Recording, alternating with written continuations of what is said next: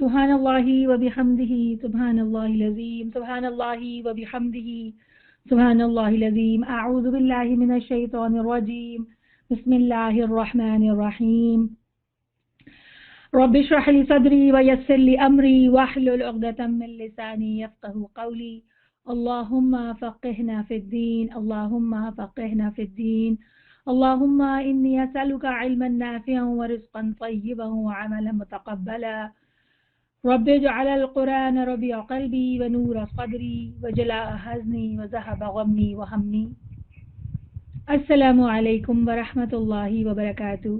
तमाम बहनों को अस्सलामु अलैकुम।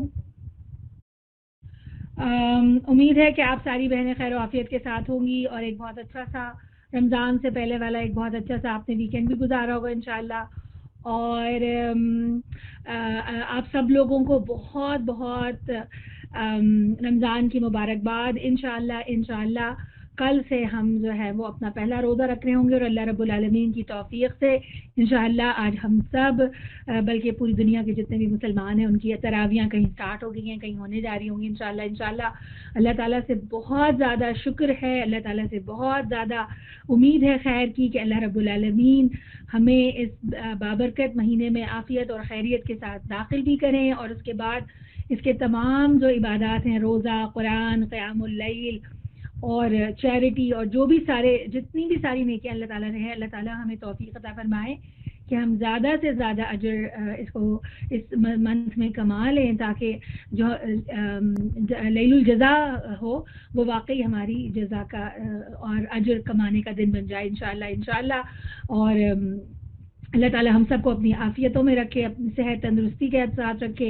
अगर हम अपने आसपास देखें तो कोरोना के हालात काफ़ी ज़्यादा सीरियस होते चले जा रहे हैं, लेकिन हम सब रमज़ान के साथ साथ और कुरान से कनेक्ट होने के साथ साथ अपनी जिम्मेदारियों को अच्छी तरह समझते हैं इंशाअल्लाह। सारी बहनें, मुझे उम्मीद है कि आप सब भी इस बात का बहुत ज़्यादा ख्याल रखेंगी।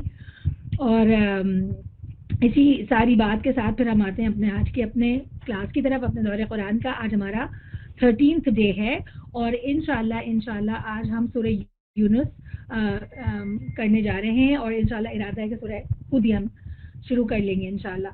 तो हमने सूरह यूनुस में से आया नंबर 23 तक हमने पिछली क्लास में पढ़ा था और आज हमने इंशाअल्लाह आया नंबर 24 से स्टार्ट करना है। और थोड़ा सा अगर मैं जल्दी से एक क्विक रिव्यू लेती हूँ कि सूरह यूनुस जो थी, जैसे हमने बात की थी कि सूरह यूनुस एक मक्की सूरा है और हमने जो इससे पहले सूरा पढ़ी थी वो सूरह तौबा थी और वो मक्की मदनी सूरा थी। अब यहाँ से जो सूरज स्टार्ट हो रही हैं ये ग्रुप ऑफ सूरज हैं जिसमें मैक्सिमम सूरज जो हैं वो मक्की सूरज हैं और ये कोई 13, 14, 15 के करीब सूरज हैं जो कि जिनमें से सिवाय एक सूरह मदनी सूरा के बाकी सारी जो हैं वो मक्की हैं। और मक्की सूरत का जो सारा का सारा लेसन है, जो सारा का सारा कंटेंट है वो ये है कि लोगों को वार्न किया जाए, लोगों को तैयार किया जाए और उनको अल्लाह ताला की जो मुख्तलिफ निशानियाँ अल्लाह ताला ने इन सूरज में बयान किया उसके ज़रिए लोगों को उस आखिरी दिन की तैयारी और अपने रब से मुलाकात के लिए तैयार किया जाए। तो आइए फिर हम सूरह यूनुस शुरू करते हैं। हमने जो आयात मुकम्मल की थी पिछली दफ़ा वो एक बहुत ही खूबसूरत, एक बड़ा प्लेजेंट सा सीन था कि जिसमें एक समंदर है और आप समझ लें कोई रिवर भी हो सकता है, लेकिन ये कि पानी है और एक बोट है और बड़ी अच्छा सा मौसम है और सारे लोग उस बोटिंग कर रहे हैं, किसी मकसद के तहत एक दरिया की सैर हो रही है या बहरहाल एक ट्रैवल हो रहा है और बड़ा फेवरेबल किस्म का एनवायरनमेंट है और बहुत मज़ा है और सब लोग एंजॉय करते हुए उस सफ़र में शामिल हैं कि अचानक से जो है वो एक तूफान आता है फ्रॉम नोवेयर और गिड़गिड़ाने लगते हैं सारे कि फिर अब अल्लाह ताला हमें बचा ले। लेकिन होता क्या है कि जैसे ही वो किनारे पे उनकी वो कश्ती लगती है तो इंसान जो है वो फिर अल्लाह ताला को भूल जाता है। तो अल्लाह ताला फरमाते हैं कि ये जो सारी मामलात तुम्हारे हैं कि जो ये तुम्हारा एक मतलब एक मफाद परस्ताना अंदाज है कि सिर्फ अल्लाह को उस वक्त याद करो जब कि तुम्हें मुश्किल पड़े और जब तुम्हें आसानी हो तो तुम उस वक्त जो है वो अल्लाह को भूल जाओ और अपनी दुनिया और उसके मज़े के शिकार हो जाओ। तो अल्लाह ताला कहते हैं ये तो मामलात ऐसे सारे ठीक नहीं हैं क्योंकि ये तो दुनिया की जो ज़िंदगी है ये बिल्कुल ही थोड़े दिनों के लिए है। तुम्हारे ये सारे मज़े और तुम्हारी ये सारी زیادتیاں اور اللہ تعالیٰ کی انکار اور نافرمانیاں، اس کا بہت تمہیں برا انجام برداشت کرنا پڑے گا. اور اس کے لیے پھر اللہ تعالیٰ آگے جو آیات ہیں وہ ہم شروع کرتے ہیں کہ دنیا کی یہ زندگی جس کے نشے میں مست ہو کر تم ہماری نشانیوں سے غفلت برت رہے ہو، اس کی مثال ایسی ہے جیسے آسمان سے ہم نے پانی برسایا تو زمین کی پیداوار جس سے آدمی اور جانور سب کھاتے ہیں خوب گھنی ہو گئی. پھر عین اس وقت جب کہ زمین اپنی بہار پر تھی اور کھیتیاں بنی سبری کھڑی تھی اور ان کے مالک سمجھ رہے تھے کہ اب ہم ان سے فائدہ اٹھانے کے لیے پر قادر ہے، یکا یک رات کو یا دن کو ہمارا حکم آ گیا اور ہم نے اسے ایسا غارت کر کے رکھ دیا کہ گویا کل وہاں کچھ تھا ہی نہیں. اس طرح ہم نشانیاں کھول کھول کر پیش کرتے ہیں ان لوگوں کے لیے جو سوچنے سمجھنے والے. اور یہ بھی ایک اور ہی خوبصورت تصویر ہے کہ جس میں ہمیں اگر آپ اس کو امیجنائز کر سکے کہ بہت سارے کھیت کھلیان لگے ہوئے ہیں، اوپر سے بارش ہو رہی ہے اور باغوں میں اور فصلوں میں خوب ساری کھیتیاں ہیں جو بالکل پک گئی ہیں، اور جو مالک ہے وہ کتنا زیادہ ایک اچھا اس کے دل میں احساس ہوتا ہے اور دل میں غرور بھی ہوتا ہے اور دل میں اس کو لگتا ہے کہ مطلب میرے ہاتھ میں کتنا کچھ ہے اور میں کتنا چیزوں اون کرنے لگا ہوں. اور ایک وہ جو ایک ٹو ہیو سم تھنگ، جو کچھ ہونے کا احساس ہے، لیکن پھر ہوتا کیا ہے، مطلب وہ اتنا زیادہ کچھ ہے، وہ ایک بہت انتہائی بیوٹیفل فیلنگ کے ساتھ وہ وہاں کھڑا ہے، لیکن پھر اچانک سے اس کا وہ وقت ختم، جو اللہ تعالیٰ نے اس کی مہلت رکھی ہوتی ہے وہ آ جاتی ہے اور وہ سارا کا سارا اس کا کیا کرایا، اس کی وہ تمام فصلیں جن کو دیکھ کے خوش ہوتا تھا وہ ختم ہو جاتی ہیں. اور اس کو اگر ہم اپنی زندگیوں میں انٹرپریٹ کریں تو یہ جو اللہ تعالیٰ نے تشبیہ دی ہے کہ دنیا کی زندگی اور دنیا میں جو بھی انسان حاصل کرتا ہے کامیابیاں، خوشیاں، آسانیاں اور مادی جو بھی فائدے ہیں، تو ان کی مثال بالکل ایسے ہی سی ہے کہ فصل جب وہ کھڑی ہوئی بھی نظر آتی ہے حد نظر تو وہ بہت فیسینیٹنگ، بہت خوش کرتی ہے، انسان کو بڑا اچھا احساس دیتی ہے. لیکن چونکہ وہ صرف دنیا کے حوالے سے تھی، چونکہ وہ دنیا کے لیے بنائی گئی تھی اور وہ دنیا ہی میں کو ہی اچھا کرنے کے لیے وہ ساری محنتیں تھی، تو پھر جیسے ہی انسان کی مہلت عمل ختم ہوتی ہے، اس کی موت کا وقت قریب آتا ہے یا قیامت آئے گی، تو وہ چیزیں تو ساری بھوس بن کے غائب ہو جائیں گی جیسے وہ کبھی تھیں.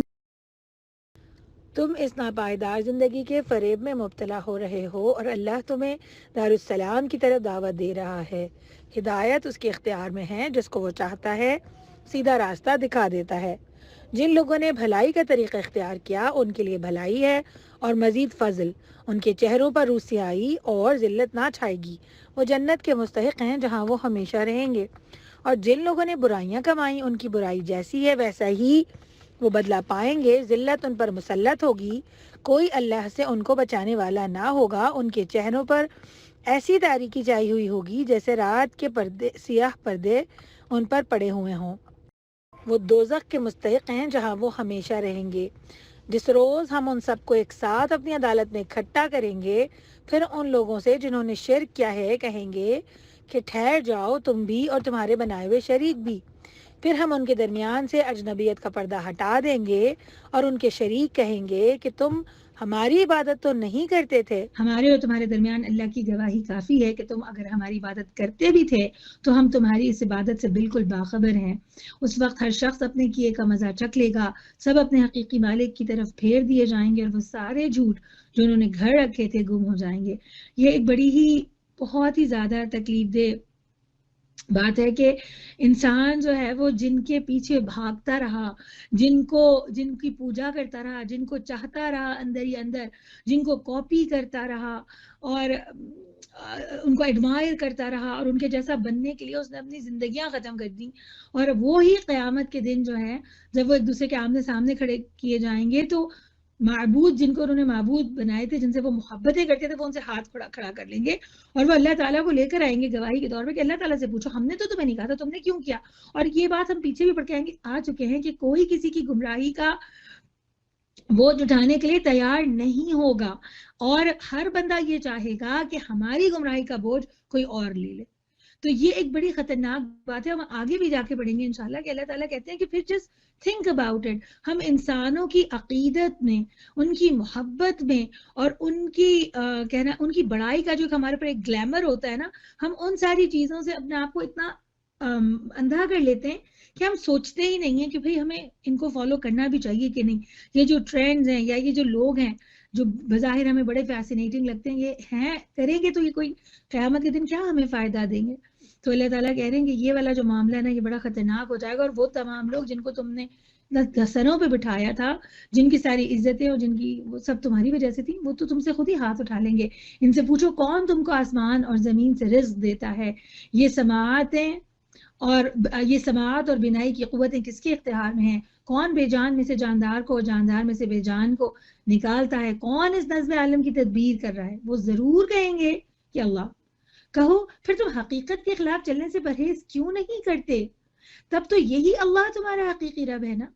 اور یہ کتنی پیاری اور کتنی امپورٹنٹ بات ہے کہ دیکھیے اللہ تعالیٰ کہتے ہیں تم جن لوگوں کو اندھا دھن فالو کر رہے ہیں تم ان کو ہٹاؤ اور اس کو دیکھو کہ جو اصل اسٹرینگتھ ہے، جو اصل ویلیو ہے، جو اصل پاور ہے دنیا کی، وہ کہاں سے ایکسٹریکٹ کرتے ہو تم. چاہے وہ تمہارا رزق ہو، اور رزق میں یہ بات ہم بار بار پڑھتے ہیں کہ رزق سے مراد صرف کھانا پینا نہیں ہے، اگرچہ وہ بھی رزق ہے، لیکن اگر ہم اپنے کھانے پینے کی بات کریں، وہ تمام سہولتیں جو اللہ تعالیٰ نے ہمیں دی ہیں، وہ تمام ریسورسز جو اللہ تعالیٰ نے ہمیں دی ہیں، جن کی بلبوتے پہ ہم دنیا میں اس وقت مزے کریں یا عیاشی کریں، وہ سب دینے والے تو کون سی ذات ہے نا. اس کے بعد وہ قوتیں، وہ اسٹرینگتھ، وہ اسکلز جو کہ ہماری زندگی میں بہت اہم رول پلے کرتی ہیں، اور وہ ہم ان کے ہوتے ہوئے ہم دنیا میں ہواؤں میں اڑے ہوتے ہیں. تو یہ سب کچھ کرنے والا اور جاندار ایک والی جو ایک ساری کیفیت ہے، تو تمہیں نہیں لگتا کہ یہی اللہ ہی ہے جس کو تم نے فالو کرنا چاہیے؟ اور اللہ تعالیٰ فرماتے ہیں کہ آخر یہ تم کدھر پھرائے جا رہے ہو، ہے نا. جو بات ہم پیچھے کر کے آئے تھے کہ اندھا دھن تم دوڑے ہو. دیر آر سم پیپل جو کہ تمہیں لیڈ کر رہے ہیں، جو کہ تمہیں ڈائریکٹ کر رہے ہیں، اور تم صرف ان کی شکلیں دیکھتے ہو کہ یہ کون لوگ ہیں، یا تم ان سے متاثر ہوتے، لیکن تم یہ نہیں دیکھتے کہ وہ تمہیں کدھر لے کے جا رہے ہیں. where they are you are being led by them.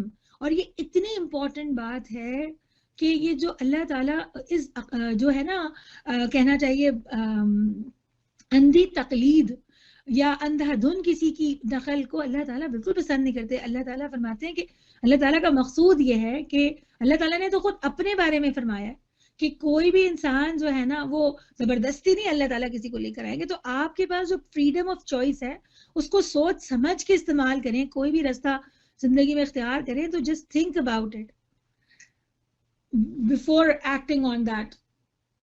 تو آگے اللہ تعالیٰ فرماتے ہیں ان سے پوچھو تمہارے ٹھہرائے ہوئے شریکوں میں کوئی ہے جو تخلیق کی ابتدا بھی کرتا ہو اور پھر اس کا اعادہ بھی کرے.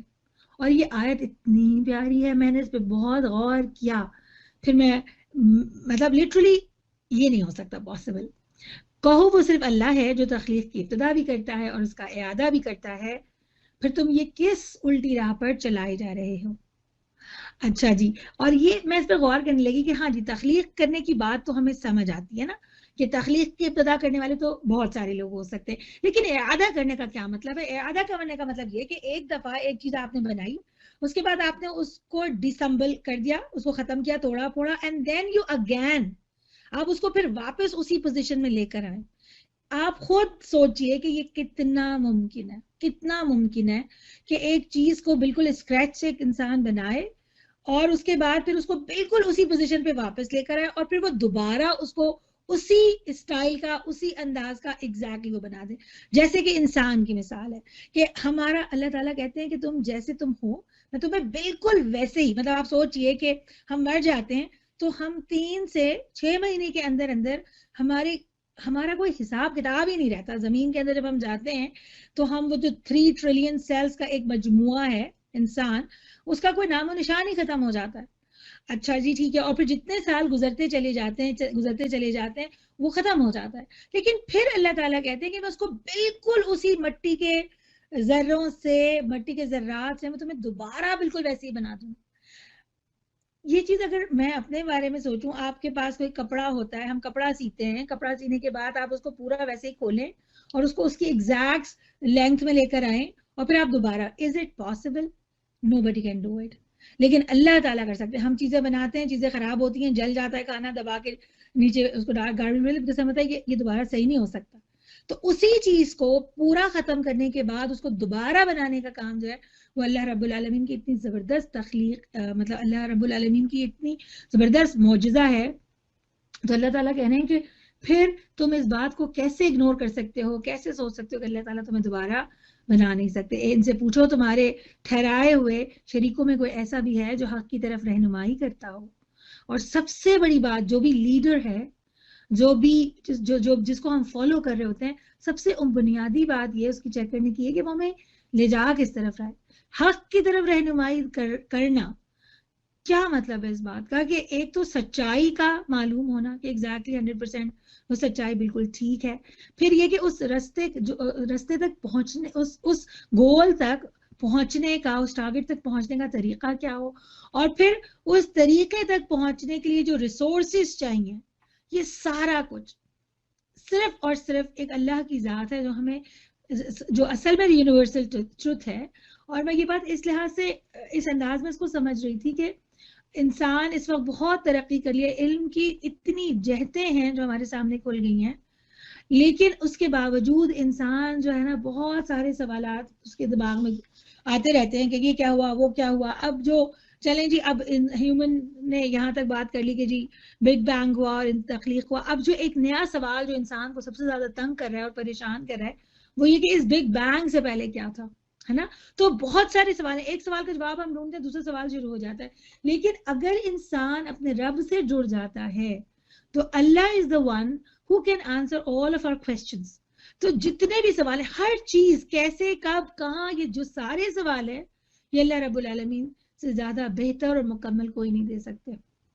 کہا وہ صرف اللہ ہے جو حق کی طرف رہنمائی کرتا ہے. پھر بتاؤ, بھلا بتاؤ, جو حق کی طرف رہنمائی کرتا ہے وہ اس کا زیادہ مستحق ہے کہ اس کی پیروی کی جائے, یا وہ جو خود راہ نہیں پاتا الا یہ کہ اس کی رہنمائی کی جائے. آخر تمہیں کیا ہو گیا ہے, کیسے الٹے الٹے فیصلے کرتے ہو؟ حقیقت یہ ہے کہ ان میں سے اکثر لوگ محض قیاس اور گمان کے پیچھے چلے جا رہے ہیں, حالانکہ گمان حق کی ضرورت کو کچھ بھی پورا نہیں کرتا. جو کچھ یہ کر رہے ہیں اللہ اس کو خوب جانتا ہے. اور یہ بھی ایک بڑی زبردست قسم کی بات ہے اور اتنی سچی بات ہے قرآن کی, کہ انسان جتنی بھی تھیریز, جتنی بھی فلاسفیز قرآن کے مد مقابل لے کر آیا, وہ ساری کی ساری صرف ایزمپشنز ہیں, صرف ایزمپشنز ہیں, کیونکہ وہ انسان کے اپنے ذہنی اختراع ہے نا. تو اللہ تعالیٰ کہہ رہے ہیں تم جن چیزوں کے پیچھے تم بھاگ رہے ہو, وہ کسی بھی نام سے ہم بھاگ رہے ہوں, ہے نا, چاہے وہ ہم اس کو ایتھزم کے نام سے ہم اس پہ پیچھے بھاگے, ہم کمیونزم کے نام سے, سیکولرزم کے نام سے, جس بھی چیز کے حوالے سے, لیکن وہ ہے تو انسان کا ایک ایزمپشن. اور اسی لیے ہمیں ہر تھوڑے دنوں کے بعد, 20, 30, 40 سال کے بعد ایک نئی تھیوری, ایک نیا ایزمپشن سامنے آتا ہے, اس میں کوئی پرماننسی نہیں ملتی نا. اس کے مقابلے میں ہمیں نظر آتا ہے کہ جو اللہ کا دین ہے, جو اللہ کی تعلیم ہے, یہ کتنی حیرت انگیز اور کتنی خوبصورت اور کتنی میگنیفیسنٹ بات ہے کہ ڈے 1 سے یہ حقیقت یہاں پر ایز اٹ از موجود ہے. اور یہ قرآن وہ چیز نہیں ہے جو اللہ کی وحی اور تعلیم کے بغیر تصنیف کر لیا جائے, بلکہ یہ تو جو کچھ پہلے آ چکا ہے اس کی تصدیق اور الکتاب کی تفصیل ہے. اس میں کوئی شک نہیں کہ یہ فرمانروا کائنات کی طرف سے ہے. کیا یہ لوگ یہ کہتے ہیں کہ پیغمبر نے اسے خود تصنیف کر لیا ہے؟ کہو اگر تم اس الزام میں سچے ہو تو ایک ایسی سورہ, ایک سورہ اس جیسی تصنیف کر لاؤ, اور ایک خدا کو چھوڑ کر جس کو بلا سکتے ہو مدد کے لیے بلا لو. اصل یہ ہے کہ جو چیز ان کے علم کی گرفت میں نہیں آئی اور جس کا معال بھی ان کے سامنے نہیں آیا, اس کو انہوں نے خواہ اٹکل پچو جھٹلایا. اسی طرح تو ان سے پہلے کے لوگ بھی جھٹلا چکے ہیں. پھر دیکھ لو ان ظالموں کا کیا انجام ہوا. ان میں سے کچھ لوگ ایمان لائیں گے اور کچھ نہیں لائیں گے, اور تیرا رب ان مفسدوں کو خوب جانتا ہے. تو یہ بڑی ایک امپورٹنٹ بات ہے کہ اللہ تعالیٰ کو پہلے سے ہی پتا ہے کہ سب نے ایمان نہیں لے کر آنا, سارے کے سارے لوگ نہیں لائیں گے. تو کچھ لوگ لائیں گے, کچھ نہیں لائیں گے, اور جو نہیں لائیں گے اللہ تعالیٰ ان کو کیا کہتے ہیں کہ وہ لوگ مفسد ہیں. کیونکہ ہوگا یہی کہ وہ صرف اپنی ذاتی خواہشات کے لیے اور فساد برپا کرنے کے لیے وہ بات نہیں مانیں گے. ورنہ اگر کوئی سمجھ اور عقل کے ساتھ اور خیر کے ساتھ اور سچائی کے ساتھ جاننے کی کوشش کرے گا تو وہ اس سچائی کو قبول کرنے سے رہ نہیں سکتا. اگر یہ تجھے جھٹلاتے ہیں تو کہہ دے کہ میرا عمل میرے لیے ہے اور تمہارا عمل تمہارے لیے. جو کچھ میں کرتا ہوں اس کی ذمہ داری سے تم بری ہو, اور جو کچھ تم کر رہے ہو اس کی ذمہ داری سے میں بری ہوں. اصل امپورٹنٹ بات کیا ہے, اسپیشلی جو ایمان رکھنے والے لوگ ہیں ان کے لیے یہ بات ہے کہ لوگ کیا کر رہے ہیں, لوگ کیا پریشر دے رہے ہیں, لوگوں کو کیسا لگتا ہے, ہمیں لوگ آکورڈ فیل کرتے ہیں, ڈزنٹ میٹر. اصل چیز جو میٹر کرتی ہے وہ یہ کہ میرا عمل، مجھے اللہ کو مجھے جواب دینا ہے، میں اس کی تیاری کرتے رہوں. ان میں سے بہت سے لوگ ہیں جو تیری باتیں سنتے ہیں مگر کیا تو بہروں کو سنائے گا خواہ وہ کچھ نہ سمجھتے ہوں، اور ان میں سے بہت سے لوگ ہیں جو دیکھتے ہیں مگر کیا تو اندھوں کو راہ بتائے گا خواہ انہیں کچھ نہ سوچتا ہو. حقیقت یہ ہے کہ اللہ لوگوں پر ظلم نہیں کرتا، لوگ خود ہی اپنے اوپر ظلم کرتے ہیں. اور یہ کتنا بڑا ظلم ہے اپنے اوپر کہ انسان کے پاس کان ہو، وہ دنیا کی ہر بات سنتا ہو اور وہ ہر بات کو سمجھتا ہو سن کر، لیکن صرف اللہ کی بات سمجھنے میں اس کو پرابلم ہوتی ہو. اور اصل صحیح بات تو یہ ہے کہ پرابلم سمجھنے میں نہیں ہوتی ہے، پرابلم اس کو پروسیس کرنے میں ہوتی ہے، اس کو ایگزیکیوٹ کرنے میں ہوتی ہے. بات تو سمجھ آ ہی جاتی ہے نا، لیکن ہم اس کو ایگزیکیوٹ نہیں کر پاتے. یا دیکھ رہے ہیں، چیزیں نظر آ رہی ہوتی ہیں، نشانیاں سمجھ آ رہی ہوتی ہیں، لیکن ہم اس سے سبق حاصل نہیں کر رہے ہوتے. تو یہ تو خود ہی ہمارے اوپر ظلم ہے جو ہم اپنے اوپر کرتے ہیں. آج یہ دنیا کی زندگی میں مست ہیں، اور جس روز اللہ ان کو اکٹھا کرے گا تو یہی دنیا کی زندگی انہیں ایسی محسوس ہوگی گویا یہ محض ایک گھڑی بھر آپس میں جان پہچان کو ٹھہرے تھے. اس وقت وہ تحقیق ہو جائے گا کہ فی الواقع سب گھاٹے میں رہے وہ لوگ جنہوں نے اللہ کی ملاقات کو جھٹلایا اور وہ ہرگز راہ راست پہ نہیں تھے. یتعارفون بینہم، یہ اتنی پیاری بات مجھے لگی، اس کو میں غور کرنے لگی کہ اللہ تعالیٰ کہہ رہے ہیں کہ یہ جو ہمارا دنیا ہے نا، it's just a meet and greet. وہ جو فرسٹ انٹرو ہوتا ہے نا، ہم ایک دوسرے سے ملتے ہیں، ہائی ہیلو کرتے ہیں، اور اس کے بعد میٹ اینڈ گریٹ کی جو سیشنز ہوتے ہیں وہ کتنے کوئک ہوتے ہیں نا، بہت چھوٹے سے ہوتے ہیں، جسٹ ٹو ہیو فیملیرٹی، بندہ تھوڑا کمفرٹیبل ہو جائے. جو اصل چیز تھی وہ تو تھی ملاقات اللہ کے ساتھ. یہ جو دنیا میں ہم آئے تھے تھوڑا سا وقت گزارے تیاری کریں، اور اصل جو ملاقات اللہ تعالیٰ سے تھی ہم نے اس کو بلا دیا. اور یہ بڑی ہی افسوس کی بات ہے کہ انسان وہ جو چھوٹا سا میٹ اینڈ گریٹ تھا، it is just like that. میں اس کو ایسے ویژولاائز کر رہی تھی کہ ہم ڈاکٹر کا اپوائنٹمنٹ ہو اور ہم جاتے ہیں ریسیپشن پہ، اور ہم ریسیپشن سے ہی ریسیپشنسٹ سے بات کر کے ہم واپس آ جائیں، اور وہ جو ڈاکٹر ہے پھر وہ ہمیں پینلٹی بھیج دے کہ آپ تو آئے نہیں تھے میرے پاس، ہے نا. تو اللہ تعالیٰ کی جو ملاقات تھی اس کو بھول گئے، اور وہ جو سامنے تھوڑا بہت وقت گزارنے کے لیے ملنا تھا وہی سارا کچھ سمجھ لیا. اور جو لوگ یہ کرتے ہیں اللہ تعالیٰ کہتے ہیں وہ راہ راست پر نہیں تھے.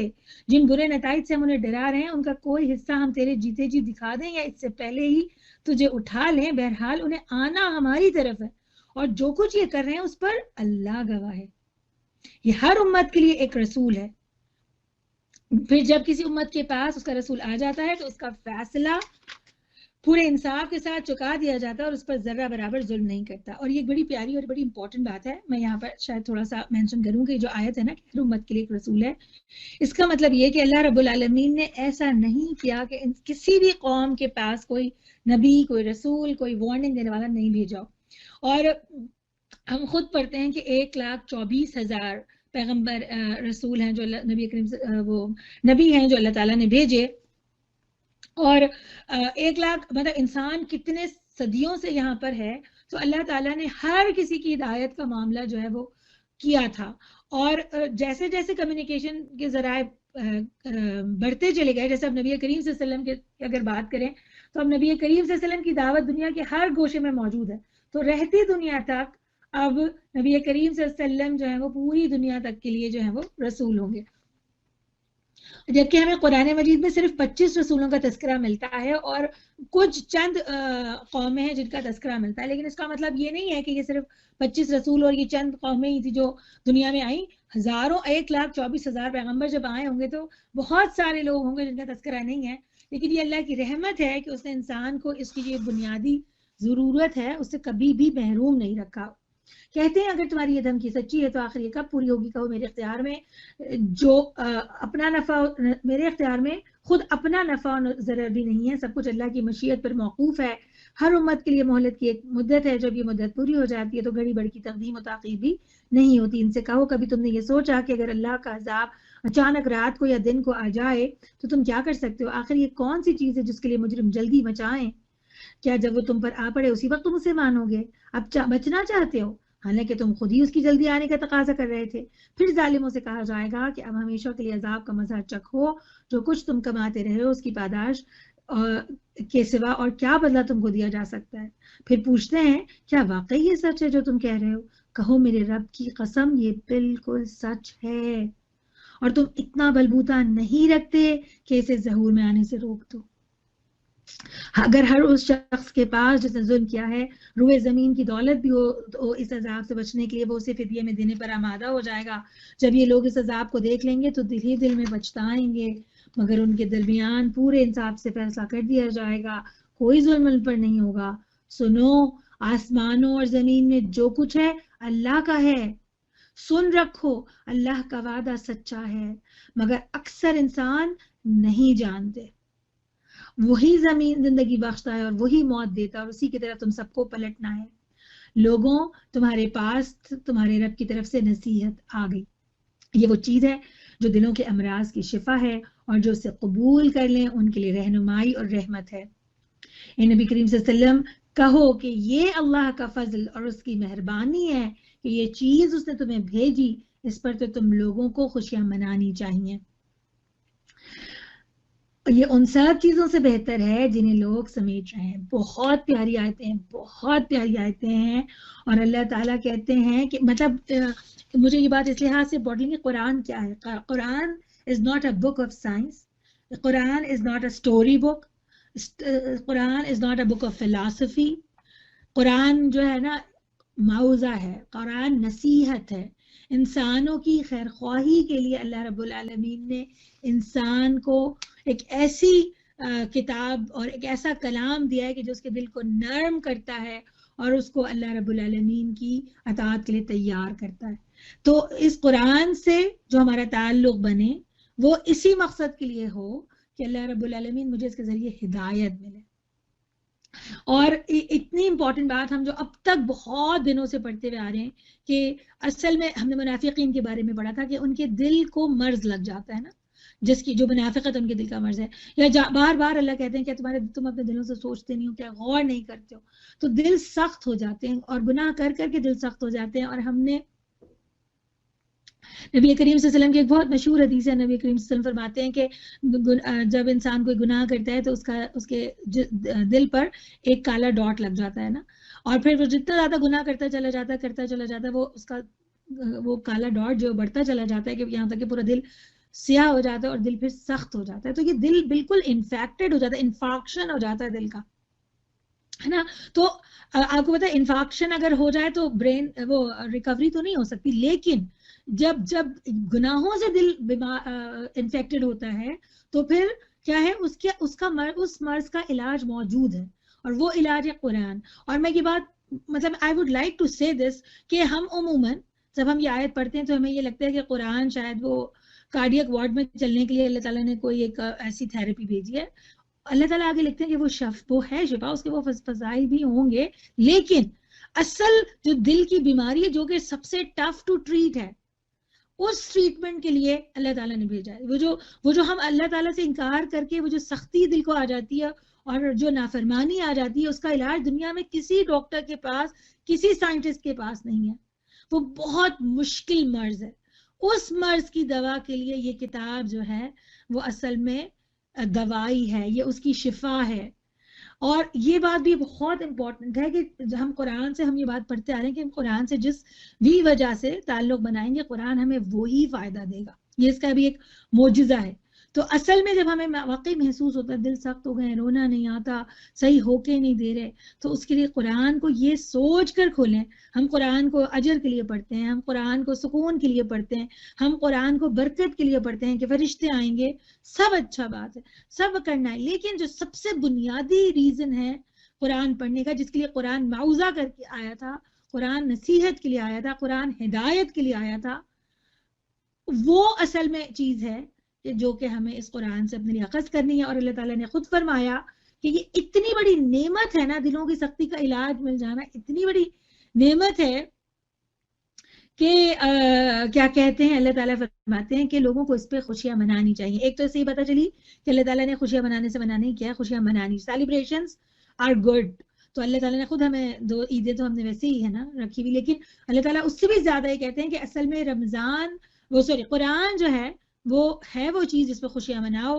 اور آپ کو پتا ہے کہ اللہ تعالیٰ نے خود رمضان کا جو پورا مہینہ ہے وہ قرآن کی سیلیبریشن ہے اصل میں نا. اور جو لیلۃ القدر ہے جس میں ہمیں پتا ہے کہ نبی کریم صلی اللہ علیہ وسلم پہلی مرتبہ قرآن مجید کی پہلی ریولیشن ہوئی تھی، اور وہ it was such a big incident کہ اللہ تعالیٰ قیامت تک لیلۃ القدر جو ہے وہ اسٹل ایگزسٹ.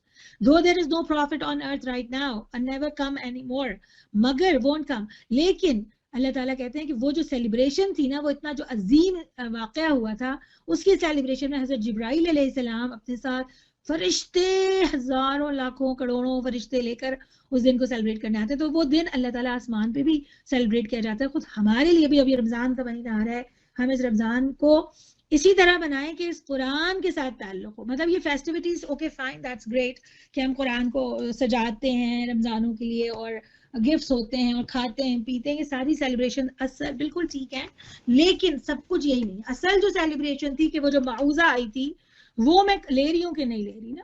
دوا آپ خرید کے لے کر آئیں بازار سے، آپ اس کو سجا کے ایک اچھے سے ڈبے میں رکھ لیں اور سب کچھ سب اس کے ساتھ آ کے سب کچھ طرح کی سیلیبریشن ہے، لیکن آپ اس دوا کو سجا کے ایک طرف رہنے دیں تو علاج تو نہیں ہونے والا نا.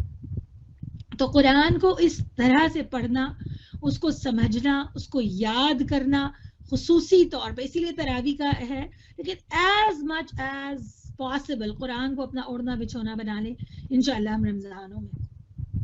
یہ ان سب چیزوں سے بہتر ہے جو تم سمیٹ رہے ہو. نبی کریم صلی اللہ علیہ وسلم ان سے کہو تم لوگوں نے کبھی یہ بھی سوچا ہے کہ جو رزق اللہ نے تمہارے لیے اتارا تھا ان میں سے تم نے خود ہی کسی کو حرام اور کسی کو حلال ٹھہرا لیا. ان سے پوچھو اللہ نے تم کو اس کی اجازت دی تھی یا تم اللہ پر افطرا کر رہے ہو؟ جو لوگ اللہ پر یہ جھوٹا افطرا باندھتے ہیں ان کا کیا گمان ہے کہ قیامت کے روز ان کے ساتھ کیا معاملہ ہوگا.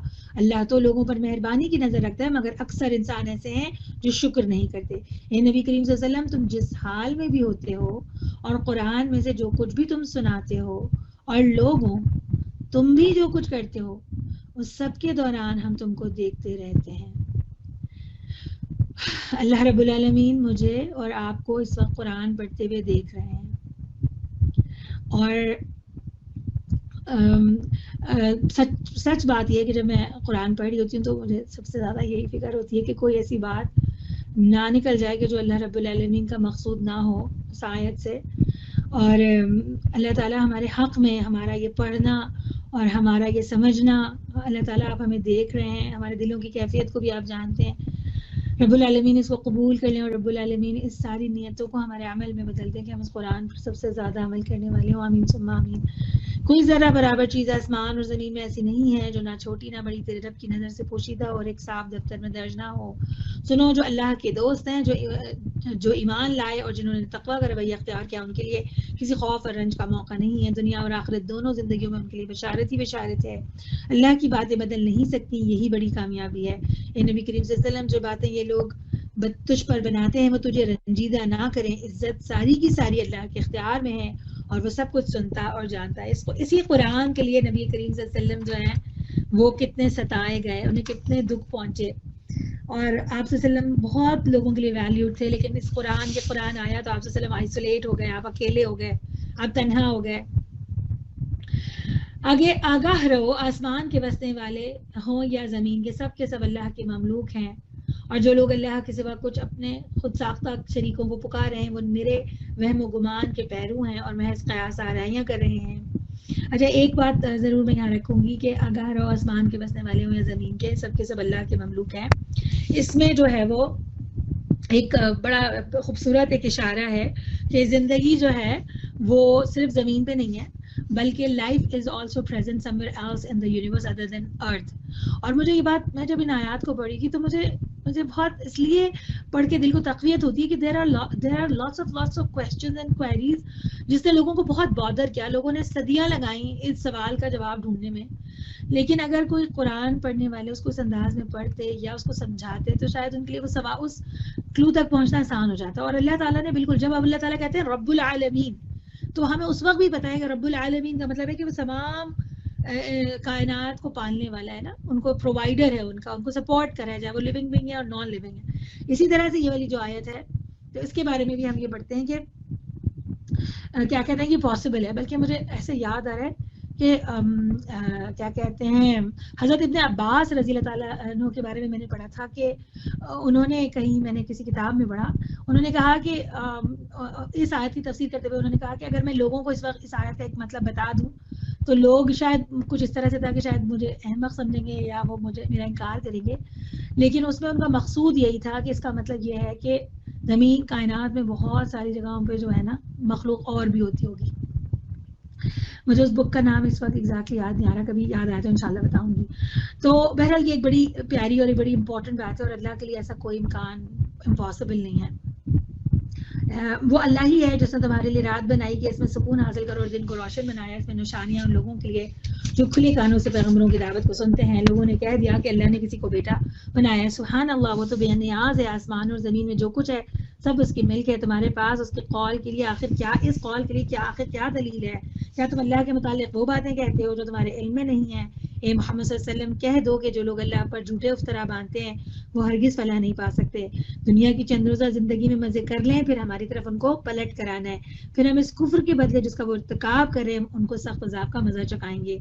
اب یہاں سے واقعات شروع ہو گئے کہ یہ جو ساری باتیں اللہ تعالیٰ نے ہمیں بتائی ہیں اس میں پھر انبیاء کے جو مختلف قوموں نے تم نہ صرف مشرکین مکہ کوئی اونلی ون نہیں تھے یا آج کے دور کے جو منکرین ہیں وہ کوئی نئے نہیں ہیں، بلکہ ہمیشہ سے انسانوں نے اللہ تعالیٰ کی ہدایات کے ساتھ یہی معاملہ کیا ہے. تو اس میں سب سے پہلی مثال جو اللہ تعالیٰ ہمیں دیتے ہیں حضرت نوح علیہ السلام کی. ہم یہ سورہ اعراف میں ان کا واقعہ پڑھ کر آئیں ایک دفعہ پر. اس کو ہم شروع کرتے ہیں. ان کو نوح علیہ السلام کا قصہ سنا، اس وقت کا قصہ جب اس نے اپنی قوم سے کہا تھا اے برادران قوم، اگر میرا تمہارے درمیان رہنا اور اللہ کی آیات سنا کر تمہیں غفلت سے بیدار کرنا تمہارے لیے ناقابل برداشت ہو گیا ہے تو میرا بھروسہ اللہ پر ہے. اب یہاں پر جو ایک چیز مجھے بہت امپورٹنٹ لگتی ہے اور وہ یہ ہے کہ جو لوگ اللہ کے دین کا کام کرتے ہیں ان کا معاملہ، اور میں یہاں ضرور رکھوں گی، ابھی ہم نے سورہ یونس پڑھنی ہے اور ہم سورہ ہود بھی پڑھیں گے انشاءاللہ. تو ایک معاملہ ہے منکرین کے ساتھ ان لوگوں کا کہ ایک تو اللہ تعالیٰ کا معاملہ ہوتا ہے کہ اللہ تعالیٰ ان کو کیسے ڈیل کرتے ہیں، ہے نا. اور ہم پڑھیں گے کہ پھر اللہ تعالیٰ ناراض ہوئے اور پھر ان کے اوپر عذاب آیا. لیکن ایک وہ معاملہ ہے کہ وہ لوگ جو کہ لوگوں کو اللہ سے جوڑنے والے ہیں، جو لوگوں کو اللہ کی طرف دعوت دینے والے داعی ہیں، جو کہ رسول تھے، انہوں نے ان منکرین کے ساتھ کیا معاملہ کیا. یہ ایک بہت امپورٹنٹ معاملہ ہے میرے اور آپ کے لیے. اس میں بہت ساری مثالیں ہم اس میں غور کرتے ہوئے جائیں گے کہ ہم اللہ تعالیٰ تو نہیں ہیں کہ ہم لوگوں کے بارے میں اناؤنسمنٹس کریں کہ اب ان کو جہنم میں جانا ہے یا ان کے اوپر عذاب آنا چاہیے یا ان کے اوپر عذاب صحیح آیا غلط آیا واٹس ایور. ہمارا کام جو ہے وہ ہمارے لیے رسول جو ہے وہ بہترین نمونہ ہے کہ جو ہمیں خیر امہ کر کے اللہ تعالیٰ نے نکالا تھا، ہمیں اپنا یہ کام کیسے کرنا ہے. تو ایک تو بات یہ کہ ہم نے یہ پڑھا کہ برادران قوم، اے میری قوم کے لوگوں، ان گناہ گار لوگوں کو جو اتنے گناہ گار تھے کہ جن پر اللہ کا پھر عذاب آیا اور بڑا سخت عذاب آیا، ان کو اون کرتے ہیں، ان کو ڈس اون نہیں کرتے. آغاز اس طرح سے ہوتا ہے کہ ان کی فکر ہے، ان کی محبت ہے، ان کو اون کرتے ہوئے کہتے ہیں کہ میں تمہارے درمیان میں سے ہی ہوں اور میں تمہارے لیے اتنا کچھ کر رہا ہوں. ہمیں یہ نظر آ رہا ہے، یہ بالکل ابتدا کی بات نہیں ہے، یہ اس وقت کی بات ہے جبکہ ان کو محسوس ہو گیا تھا کہ اب میں ان لوگوں کے لیے ناقابل برداشت ہو گیا. ہمیں پتہ ہے، ہم آگے قرآن میں بھی پڑھیں گے، تقریباً 950 سال کا وہ عرصہ تھا زبردست قسم کا جو حضرت نوح علیہ السلام نے اس میں دعویٰ کی. جسٹ تھنک اباؤٹ اٹ، 950 سال. اس میں پتہ نہیں 600 700 800 کس پوائنٹ پہ جا کر حضرت نوح علیہ السلام نے یہ بات کی ہوگی، لیکن ان کی وہ جو فیلنگ ہے اے میری قوم، وہ وہاں پر اسٹل دیر. تم اپنے دوسرا کیا ہے؟ تم اپنے ٹھہرائے ہوئے شریکوں کو ساتھ لے کر ایک متفقہ فیصلہ کرو اور جو منصوبہ تمہارے پیش نظر ہو اس کو خوب سوچ سمجھ لو تاکہ اس کا کوئی پہلو تمہاری نگاہ سے پوشیدہ نہ رہے. پھر تم میرے خلاف اس کو عمل میں لے آؤ اور مجھے ہرگز مہلت نہ دو. تم نے میری نصیحت سے منہ موڑا تو میرا کیا نقصان؟ میں تم سے کسی اجر کا طلبگار نہیں ہوں، میرا اجر تو اللہ کے ذمہ ہے اور مجھے حکم دیا گیا ہے کہ کوئی مانے یا نہ مانے میں خود مسلم بن کر رہوں گا. تو جو چیز مجھے اس میں پوائنٹس حضرت نوح علیہ السلام کے حوالے سے لگے، ایک تو ان کا کانفیڈنس، ان کا کنوکشن کہ جو بات میں کہہ رہا ہوں وہ بالکل ٹھیک ہے، اور ان کا اللہ تعالیٰ کے اوپر جو توکل تھا کہ I have faith on my Allah. Fourth point کہ بے غرض تھے. مجھے تم سے کوئی اجر نہیں چاہیے، مجھے تو تم سے تھینک یو بھی نہیں چاہیے، ہے نا، مجھے تم سے کوئی بدلہ ہی نہیں چاہیے. پھر اس کے بعد ہمیں ان کے اندر یہ نظر آتا ہے کہ خود کوئی کرے گا نہیں کرے گا، میں اکیلے کھڑے ہوں گا اور میں اسلام پر عمل کرنے لگوں گا. ہم نے 2-4 دفعہ لوگوں کو کہا، لوگ بات نہیں سنتے، ہم کہتے ہیں چلو بھائی سبھی کر رہے ہیں تو چلو میں بھی کر ہی لوں، اب کیا کروں، کوئی اکیلے تو کرنا مشکل ہے. لیکن یہ ہے وہ اصول جو انہوں نے رکھا اپنے آگے. پھر آگے اللہ تعالیٰ فرماتے ہیں کہ انہوں نے اسے جھٹلایا. یہ سب کچھ ہونے کے باوجود جھٹلا دیے گئے، اور نتیجہ یہ ہوا کہ ہم نے اسے اور ان لوگوں کو جو اس کے ساتھ کشتی میں تھے بچا لیا، اور انہی کو زمین میں جانشین بنایا، اور ان سب لوگوں کو غرق کر دیا جنہوں نے ہماری آیات کو جھٹلایا تھا۔ پس دیکھ لو کہ جنہیں متنبہ کیا گیا تھا اور پھر بھی انہوں نے مان کر نہ دیا، ان کا کیا انجام ہوا۔ پھر نوح علیہ السلام کے بعد ہم نے مختلف پیغمبروں کو ان کی قوموں کی طرف بھیجا، اور وہ ان کے پاس کھلی کھلی نشانیاں لے کر آئے، مگر جس چیز کو انہوں نے پہلے جھٹلا دیا تھا اسے پھر مان کر نہ دیا، کیونکہ وہ ایک انفارمڈ ڈیسیژن تھا، سب کچھ دیکھنے کے بعد انفارمڈ ڈیسیژن۔ تو ہم یہ بار بار پڑھ کے آ رہے ہیں نیک لوگوں کے بارے میں بھی کہ اللہ تعالیٰ کہتے ہیں وہ انفارمڈ ڈیسیژن بناؤ۔ اس طرح ہم حد سے گزر جانے والوں کے دلوں پر ٹھپا لگا دیتے ہیں۔ پھر ان کے بعد ہم نے موسیٰ علیہ السلام اور ہارون علیہ السلام کو اپنی نشانیوں کے ساتھ فرعون اور اس کے ساتھیوں سرداروں کی طرف بھیجا، مگر انہوں نے اپنی بڑائی کا گھمنڈ کیا، اور وہ مجرم لوگ تھے، بہت ظالم لوگ تھے، بہت ظالم لوگ تھے۔ صرف اگر ہم اسی وہ جو بنی اسرائیلیوں پہ جو ان کے مظالم کو ہی دیکھ لیں کہ جس طرح حضرت موسیٰ کی پیدائش سے پہلے بچوں کو قتل کرنا، پھر حضرت موسیٰ پہ غصہ کرنے کے بجائے ان کو نقصان پہنچاتا، پھر دوبارہ سے قتل کرنا، پھر جس بھی طرح اس نے بنی اسرائیلیوں پر ظلم کر کے، صدیوں کا ظلم تھا وہ، اور یہاں تک تفاسیر میں آتا ہے کہ وہ ان سے کام کراتے تھے، خصوصاً احرام مصر وغیرہ جیسے بن رہا تھا، وہ ان سے اتنا کام کراتے تھے اور ان کو ایک دن کی چھٹی نہیں ملتی تھی۔ تو حضرت موسیٰ علیہ السلام was the one جو کہ فرعون سے کھڑے ہوتے ہیں اور وہ سے کہتے ہیں کہ ہفتے کی ایک چھٹی ان کو دے دیجیے تاکہ وہ کچھ ریسٹ ہو، کیا کریں۔ مطلب آپ سوچ سکتا ہے کوئی انسان کہ مطلب پورا وقت 24/7 you are on job, you have no your family۔ اس میں جو فائنینشیل نقصان تھے وہ الگ تھے، ان کی بستیاں بالکل الگ تھی، مصری جو قبطی تھے وہ بالکل الگ رہتے تھے، جو غریب بنی اسرائیلی تھے وہ بالکل الگ رہتے تھے، ہر طرح کا ظلم تھا جو انہوں نے کیا ہوا تھا۔ بس جب ہمارے پاس حق ان کے پاس آیا، ہمارے پاس سے حق ان کے سامنے آیا، تو انہوں نے کہہ دیا کہ یہ تو کھلا جادو ہے۔ موسیٰ علیہ السلام نے کہا تم حق کو یہ کہتے ہو جبکہ وہ تمہارے سامنے آ گیا ہے، کیا یہ جادو ہے؟ حالانکہ جادوگر فلاح نہیں پایا کرتے۔ اور یہ جادو انہوں نے کیوں کہا تھا؟ ایک تو ایک بات ہمیں ویسے بھی سمجھ آتی ہے کہ معجزے کو لوگ جادو ہی سمجھتے ہیں، لیکن ان کے ہاں کا جو سب سے بڑا ٹیکنالوجی تھی، جو ان کا سب سے بڑا علم تھا، جس میں وہ بہت دسترس رکھتے تھے، وہ کیا تھا؟ وہ ان کا جادو ہی تھا نا۔ انہوں نے جواب میں کہا کہ آیا تو کیا تو اس لیے آیا ہے کہ ہمیں اس طریقے سے پھیر دے جس پر ہم نے اپنے باپ دادا کو پایا ہے، اور زمین میں بڑائی تم دونوں کی ہو جائے۔ اچھا ایک بات اور بھی مجھے لگتی ہے کہ باپ دادا جو ہے نا ویسے بہت عزیز ہوتے نہیں ہیں۔ انسان نے ترقی کیوں کی ہے؟ اگر اس کو اتنے ہی زیادہ باپ دادا عزیز تھے تو وہ انہی کو پوچھتا رہ جاتا، لیکن انسان اپنی مرضی پہ تو کیا کرتے ہیں کہ وہ اپنی، جب اس کو دنیا میں ترقی کرنی ہے، جب اس کو برائیاں کرنی ہے تو وہ دنیا کے فیوچر اورینٹڈ ہو کے چیزیں ڈیسائیڈ کرتا ہے۔ لیکن جہاں فیتھ کی بات آتی ہے اور جہاں خود کو دھوکے میں رکھنے کی بات آتی ہے تو وہ ایموشنلی جیسے بلیک میل کرتے ہیں نا، تو پھر اپنے لوگوں کی بات لاتے ہیں۔ ابھی بھی آپ کو پتا ہوگا کہ ہم خود تو اپنی مرضی سے دنیا کو جو بھی فالو کرتے ہیں، جہاں بچوں نے بات کچھ کرنی شروع کر دی، ہمیں اپنے ٹریڈیشنز، ہمیں اپنی ویلیوز، ہمیں اپنا کلچر یاد آ جاتا ہے۔ اور زمین میں بڑائی تم دونوں کی قائم ہو جاؤ، تمہاری بات تو ہم ماننے والے نہیں ہیں۔ اور فرعون نے اپنے آدمیوں سے کہا کہ ہر ماہر فن جادوگر کو میرے پاس حاضر کرو۔ جب جادوگر آ گئے تو موسیٰ علیہ السلام نے ان سے کہا جو کچھ تمہیں پھینکنا ہے پھینکو۔ پھر انہوں نے اپنے آنچر پھینک دیے تو موسیٰ نے کہا یہ جو کچھ تم نے پھینکا ہے یہ جادو ہے، اللہ ابھی اس سے باطل کر دیتا ہے۔ مفسدوں کے کام کو اللہ سدھرنے نہیں دیتا، اور اللہ اپنے فرمانوں سے حق کو حق کر دکھاتا ہے، خواہ مجرموں کو وہ کتنا ہی ناگوار ہو۔ پھر دیکھو کہ موسیٰ علیہ السلام کو اس کی قوم میں سے چند نوجوانوں کے سوا کسی نے نہیں مانا، فرعون کے ڈر سے اور خود اپنی قوم کے سربراہوردہ لوگوں کے ڈر سے، جنہیں خوف تھا کہ فرعون ان کو عذاب میں مبتلا کرے گا۔ اور واقعہ یہ ہے کہ فرعون زمین میں غلبہ رکھتا تھا اور وہ ان لوگوں میں سے تھا جو کسی حد پر رکتے نہیں ہیں۔ یہاں پر 1 منٹ رکتے ہیں اور دو باتیں کرنی ہیں۔ ایک تو یہ کہ حضرت موسیٰ علیہ السلام کی جو قوم تھی اس کے بارے میں ہمیں پتا ہے کہ وہ بنی اسرائیلیز تھے، اور بنی اسرائیلیز اس وقت کے بہرحال مسلمان تھے، خراب تھے، جو بھی تھے، لیکن وہ نون مسلمان لوگ تھے۔ اور جو فرعون کے لوگ تھے، قبطی جو تھے، ان سے نفرت بھی وہ اسی لیے کرتے تھے کیونکہ یہ مشرک تھے، فرعونی جو تھے وہ مشرک تھے، اور بنی اسرائیلی جو تھے وہ مسلمان تھے، اور وہ ان کو پیس کے رکھنا جو بھی سارا، ایک تو یہ والا معاملہ نظر آتا ہے۔ دوسری بات ہمیں یہ نظر آتی ہے کہ 2 طرح کے لوگ تھے جو اللہ، اس میں یہ بڑا ایک امپورٹنٹ پوائنٹ ہے کہ نوجوانوں نے حضرت موسیٰ کو رسپونڈ کیا، اور یہی معاملہ ہمیں نبی کریم صلی اللہ علیہ وسلم کے ساتھ بھی نظر آتا ہے کہ نوجوان، تو یہ بات قرآن میں ایک ہمیں انداز نظر آئے گا کہ جو نوجوان ہے نا وہ اللہ تعالیٰ ان کو ہمیشہ اپریشیٹ کرتے ہیں کہ یہ جو قوم کا طبقہ ہے, یہ جو کیٹیگری آف پیپل ہے, بیکاز وہ بہت مطلب نوجوان ایک تو بہادر ہوتے ہیں, وہ کریج ہوتی ہے ان کے اندر وہ مصلحت, کمپرومائزز, اور وہ ان کو اتنی زیادہ ٹیکنیکل چیزیں سمجھ نہیں آتی نا, وہ جو اتنی زیادہ ہم لوگوں کے جس کو ہم مصلحت پسندی یا کمپرومائزز کہتے ہیں وہ ان کو سمجھ نہیں آتی بالکل. تو ہمیں یہ نظر آیا ہر دور میں کہ نوجوان جو ہوتے ہیں وہ کھڑے ہوتے ہیں. اسی طرح ہم انشاءاللہ صحابہ کہف پڑھیں گے, ان کے بارے میں بھی اللہ تعالیٰ کہتے ہیں کہ وہ نوجوان تھے.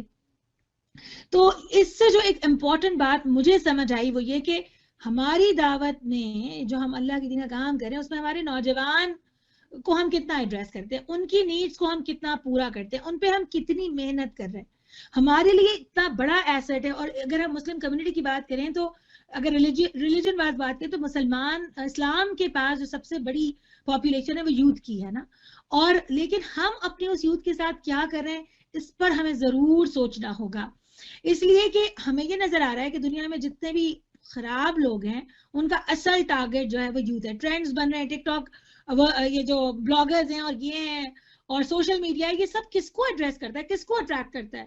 تو یہ ساری جو نئی ٹیکنالوجی ہے یہ ہے ہی اس نوجوان اس طبقے کو آکیوپائی کرنے کے لیے کہ جن کے اندر اللہ تعالیٰ نے وہ صلاحیت رکھی ہے کہ وہ فوراً سچائی کو سنتے ہیں اور اس کے لیے کھڑے بھی ہو سکتے ہیں.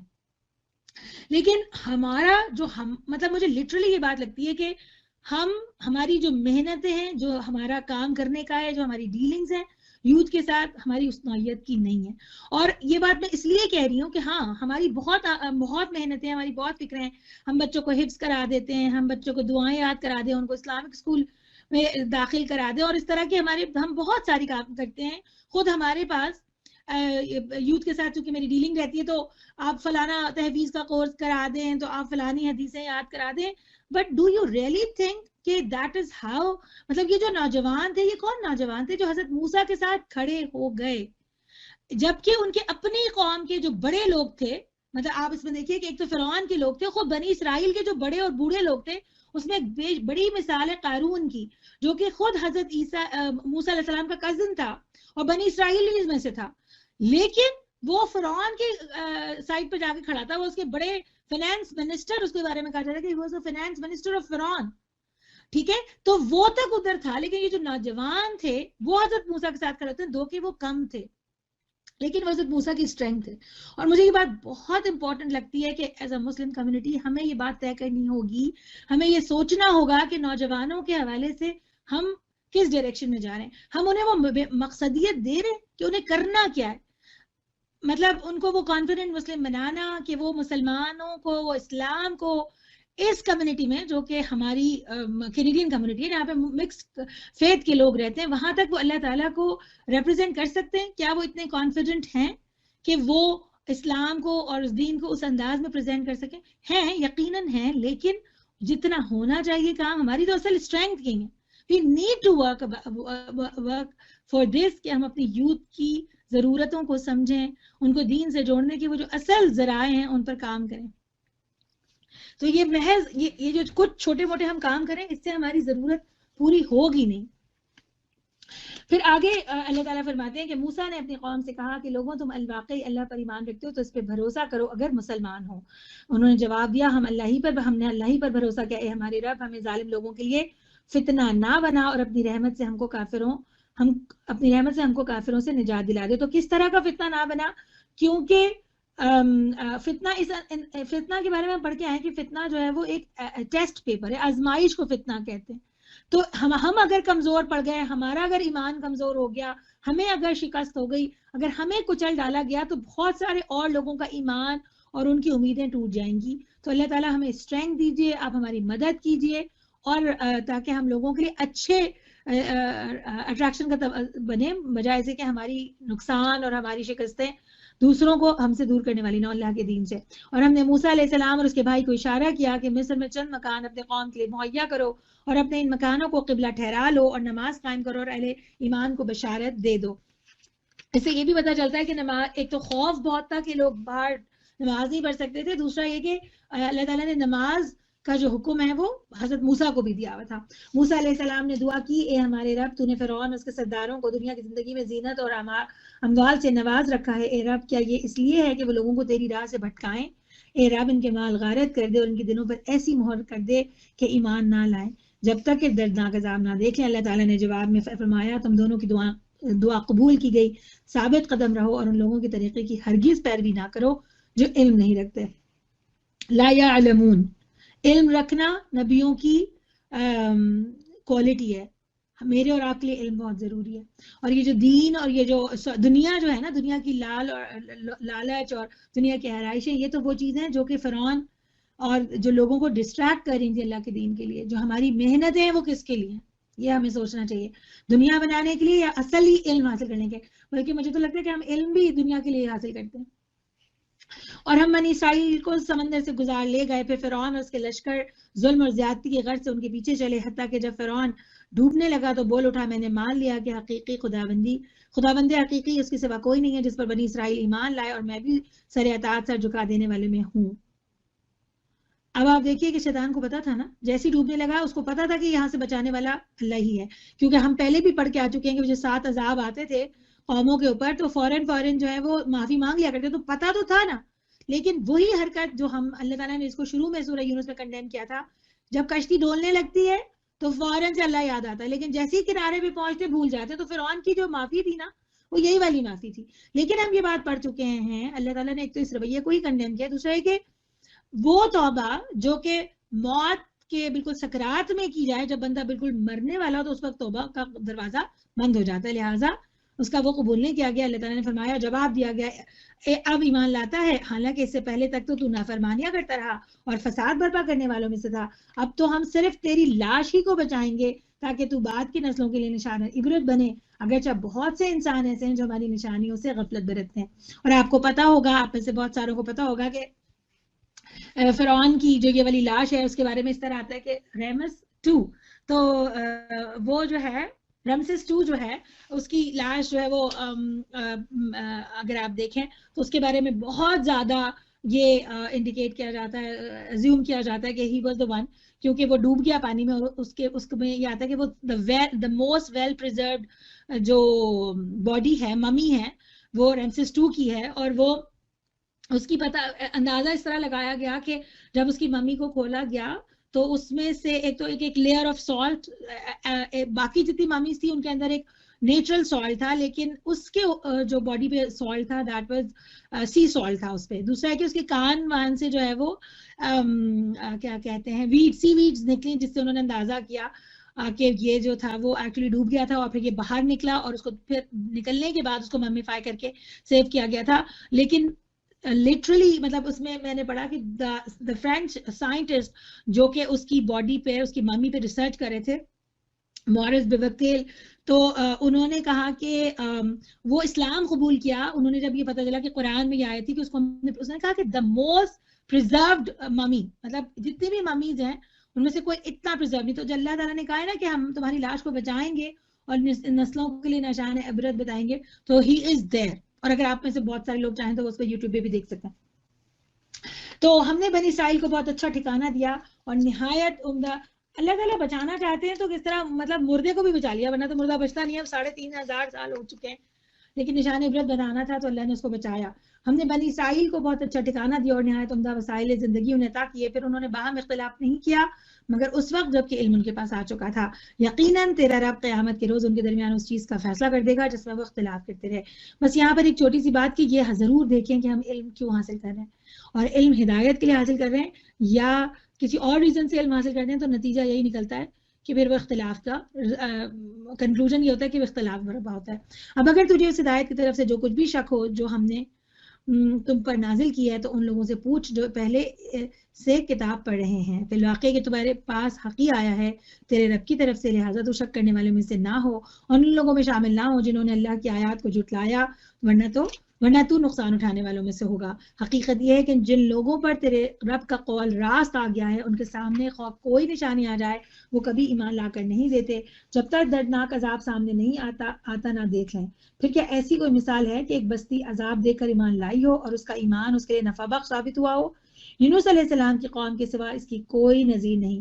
وہ قوم جب ایمان لے آئی تھی تو البتہ ہم نے اس پر سے دنیا کی زندگی میں رسوائی کا عذاب ٹال دیا تھا اور اس کو ایک مدت تک زندگی کا سے بہرہ مند ہونے کا موقع دے دیا تھا. اور آپ میں سے بہت ساروں کو پتا ہوگا کہ حضرت یونس علیہ السلام جو ہے ان کے بارے میں یہ آتا ہے کہ حضرت موسیٰ کے بعد اور حضرت عیسیٰ سے پہلے ایک آبادی تھی نینوا کے نام سے, دریائے دجلہ کے مشرقی کنارے پر جو ہے وہ وہاں پر ایک بستی تھی اور وہ بہت زیادہ خراب تھی اور بہت غلط کام کرتے تھے. تو حضرت یونس علیہ السلام واز دیئر اور وہ ان کو ہر وقت وارن کرتے رہتے تھے. جب وہ بالکل ختم ہو گئی اور کیا کہتے ہیں اللہ تعالیٰ کی طرف سے ان کے بارے میں عذاب کا فیصلہ ہو گیا, تو پھر یہ ہوا کہ حضرت یونس علیہ السلام جو ہیں وہ اس بستی کو چھوڑ کے چلے گئے, کیونکہ ظاہر سی بات ہے جب بستیوں پہ عذاب آتا ہے تو پیغمبر جو اللہ تعالیٰ کی اجازت سے وہ اس جگہ کو چھوڑ دیتے ہیں.